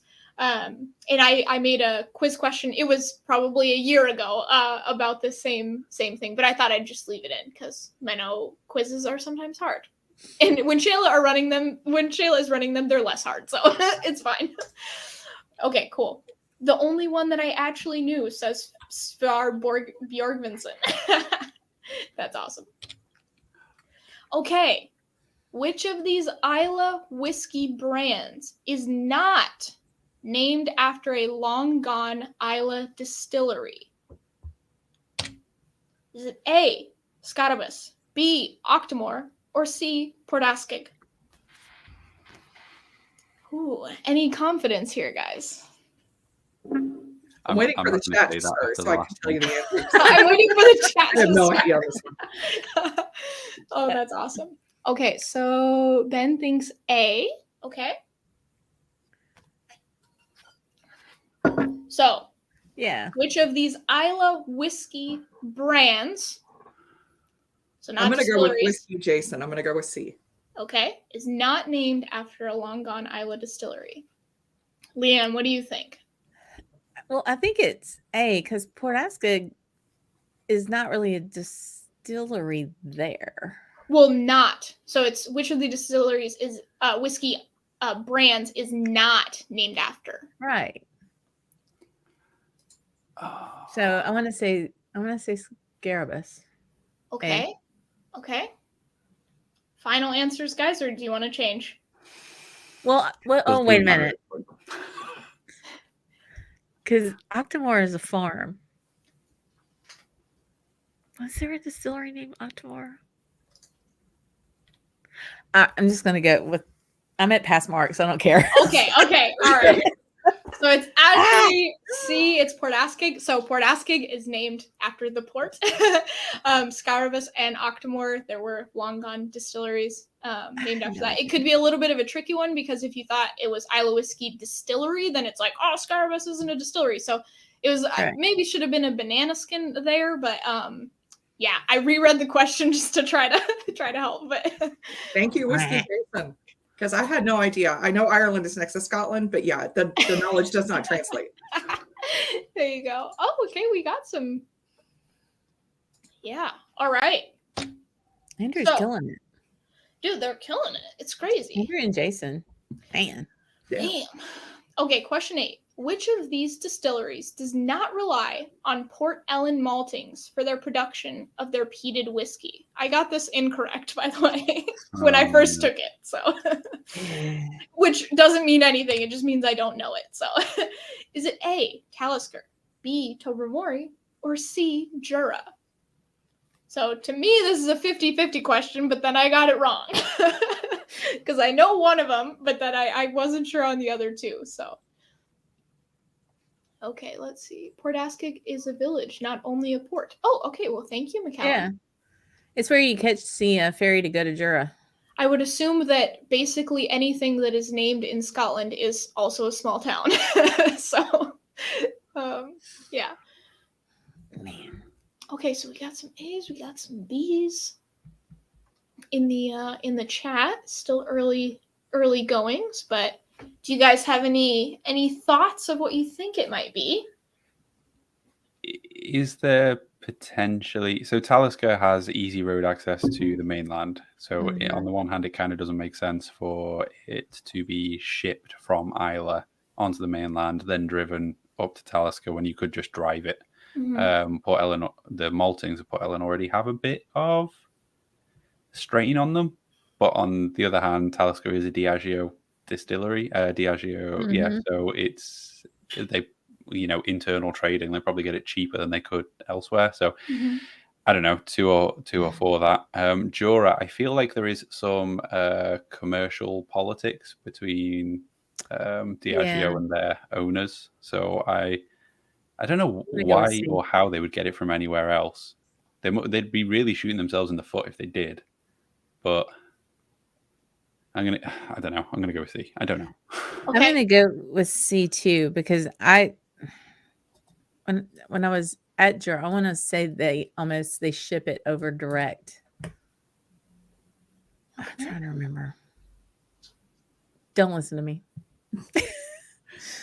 I'm going to go with B. The majority of chat likes B. So Okay. So it is Talisker. So Ben's logic was sound. It was sound. So I also guessed C. I wasn't sure. I was like, oh, is it Talisker? Is it Jura? So Lechik, Tobermory, they use Isla malt. So I knew it wasn't that one. I was like, for sure that's Port Ellen. But then I was going back and forth on the other two. So yes, we're all in the same boat, you guys. But good logic, Ben. Good logic. You basically Ben, you've talked yourself out of 2 correct answers. Yep, I'm doing great. You can give yourself a point, Ben, because you basically explained why it is Talisker. I told myself why I was wrong. Okay, so this one is a little bit of a Dramface article plug. If you guys have not checked out Dramface, go check it out. It is seriously wonderful. It's the best thing on the internet other than, whiskey tube channels. So, okay.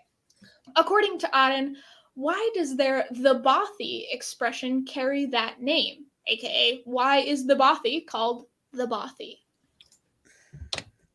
Is it A, because the distillery is where a Bothy used to be? B, because the casks are actually matured in a Bothy? Or C, no information is provided? I love how you guys are laughing before I even finish. Oh, girl.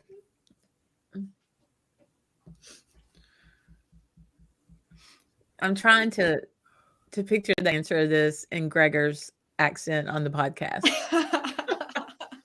It's funny, when I'm reading through these, I actually read through them in I would call it a quote-unquote Scottish accent, but it is definitely not.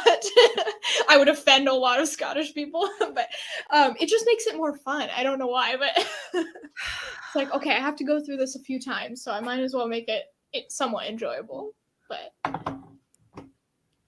I feel like in terms of, Ben is guessing C. What do you guys think? I'm going to guess C because that was an awfully big lead up just to there's no information provided. Right. And Whiskey Jason did C, and he's been 100% so far. So. Okay. Everybody just follow Andrew Jason. Butler is killing it. I haven't seen what. Oh yeah, I'm gonna go with what that. The other person. Yeah, I can't remember who else was doing Andrew. really well. Andrew Butler, right? Andrew, what do you have? Yeah, Whiskey Jason and Andrew Butler. They're killing it. Yeah, whatever they want. And you guys are killing it because C is correct. Yay! It does not say. So that was mentioned in the Dramface article about the Auden quarter cask, I think is what it is. I think it's also called the Bothy as a nickname. So yeah, they don't tell you why. Okay, question 10. They say it's an asshat, but so I got this one correct, but I don't know. Okay, anyway, let's just get to it.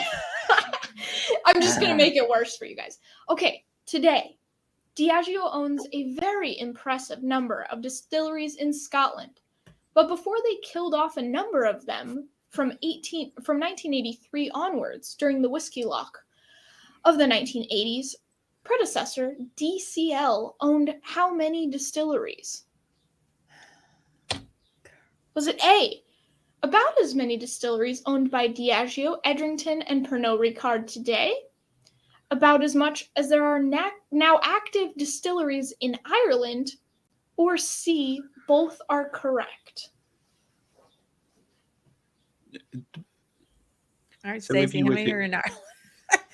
If C is correct, then surely answering A or B is also correct. So I like your logic you're shooting there. yourself in the foot. Yeah. All of the above. D. Yeah, I would say. I'm thinking C. Yeah, You're thinking C? Okay. I'll go with C. And then Ben, what do you think? Wait, what Jason? I don't know. Ooh, Jason went with A. Another guess. As many as Okay. there are now active distilleries. There Well, aren't yeah. many in Ireland, huh? Yeah, that can't be right. I think I he want to is say right. A. Yeah, I'm gonna he go is with right A with now. A. Okay, you guys want to change? Yeah, it's A. There's no way it's B or it's C. Okay. It is C. No, no, not What the hell? B. So there's 47 distilleries in Ireland, and there's 46 from the big three. So, and the answer was 45. So, yeah, What an asshat. They question. that both- one I yeah, got I- right. Another one. But I thought, yeah, I did not. I thought we were still at 45 in Ireland. Oh, okay, yeah. And I think it says about maybe because then it Yeah. gives some room to fudge. But I think the only reason that I got that correct is because I've made quizzes before, and I know that sometimes, like, depending on the way the question is worded, or the way that the answers are presented, sometimes I can kind of only know it just because of the way that he's thinking about it, not necessarily that I know the knowledge of it, because I definitely didn't. But yeah. Okay, so we got some 6 out of 10s, 5 out of 10s, 7 out of 10s. I'm just past.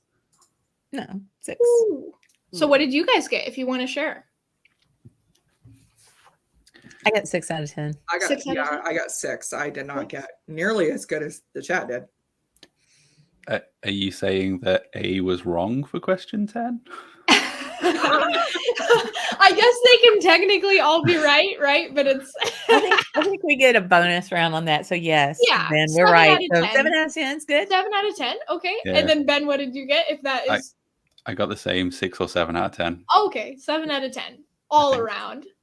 Oh, Andrew got 9 out of 10. Very close. Well, and I don't know about Scotland, but Ireland, like distillery is a loose term because like they have Right. a license for a distillery. They might not have broke ground on the flipping thing yet. Right. Yeah. Mm. So what did he call it? Let me go back. That being said, there obviously are 2 more licenses that I don't know about. I'm going to have to look into that. Maybe active was the word active there. distilleries. See, I Yeah. don't think- I mean, but again, they're not Like active would be producing, right? I mean, now that's what I would or they could be sourcing. Oh, So okay. if they have a Yeah. license, they can source and Right. release whiskey. So They're still, they're technically, making. Okay, fair enough. Yeah. Something going through a still. That to me says, I know. That's kind of how I think about it too. It's Yeah. kind of funny. I'll be having words with Menno tomorrow. I'm going to take care of that. I don't think that one was like as bad that one was not as bad as your last one. No. as like some other ones he makes, because I didn't make this one. It was Menno, and he makes really crazy ones usually. Yeah, I don't think that was like that bad for the most part. Because we basically all got the same. I got a 7 out of 10. You guys got 7 out of 10. And yeah, people got 7 and 6s, and the last Menno quiz, I think I got like a 3. So this is a definite improvement. They're for pretty sure. brutal. They are. I feel he smarter. knows. You feel smarter. feel I know. smarter. At least you're like learning some stuff. I think it's cool, but yeah. Does it count as learning if you can't remember it tomorrow? You knew it at one point. I'm saying you're good. Yeah. It was your, short-term memory, at least. May have not got transferred to long-term memory, but if you hear it enough times, You'll it'll be having get a in pour there. 6 months from now, and you'll be busting out one of those questions. Yeah. Did Yeah. you? Like, did you know? Over drams.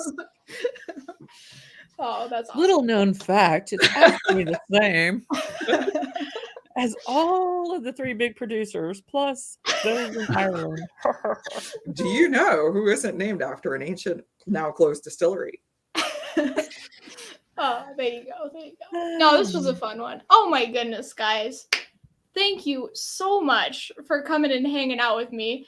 I got this notice a tiny bit, I don't know what you would call it, a little bit short notice, maybe. I was half in the bag on a Saturday night, and Roy's like, hey, you want to host? And unlike him, I do not have a plethora of awesome topics to choose from. So I appreciate you guys kind of helping me make a topic and pull it together. So it was really fun to hear your guys' favorite whiskeys and also your favorite movies and food and music genres. So I really appreciate you guys coming on. I feel like we should probably pour a little bit of a glass if you have a glass. Oh, We'll darn. say cheers real quick. Maybe pour some more of this Buna. Oh, darn. No, I'm going to go with the cologne. And I just want to say apologies to everybody in chat for not being as interactive with chat tonight. It's just a little bit hard when you have guests, and I just can't handle that shit. So I hope you guys are all right. Shayla, thank you for putting this together. This was a lot of fun. Absolutely. Oh, yeah. Thanks for asking. Thanks for all the support of all the chat. That's what I love so much about this community. Is just everybody wants to see all the ships rising at the same time, you know. Yes, and yes. there's some really good people. I got some whiskey mail today, and I won't really kind of get into it, but it was so special from somebody who really means a lot to me that I just kind of had like a little boohoo moment, you know. And it's totally unexpected, but just very humbled by this community and what great souls, great generous people there are in it. Yeah. No, I'm so happy because I think about what my life would have been. So the very first dram that I had was I wouldn't call it a dram, but it was Johnny Walker Red Label, and it was in a Scotch and soda with a lemon twist. And I was like, this is so good. And I still love it, honestly. If it's in a soda, it's fine. I can't drink it neat, but I just think about if I hadn't had that and gone down the nerd rabbit hole, I wouldn't have known any of you guys. So I just feel so thankful to have whiskey and you guys in my life, and just everybody in chat. This whole community is just full of wonderful people, and I don't know why. Like, I don't know why whiskey seems to concentrate itself with majority 99% really, really kind human beings, but I'm very glad that I found it and that I know all of you. So just want to say cheers. So cheers to that. thank you guys. Sláinte, y'all. All right. Have a good night, everybody.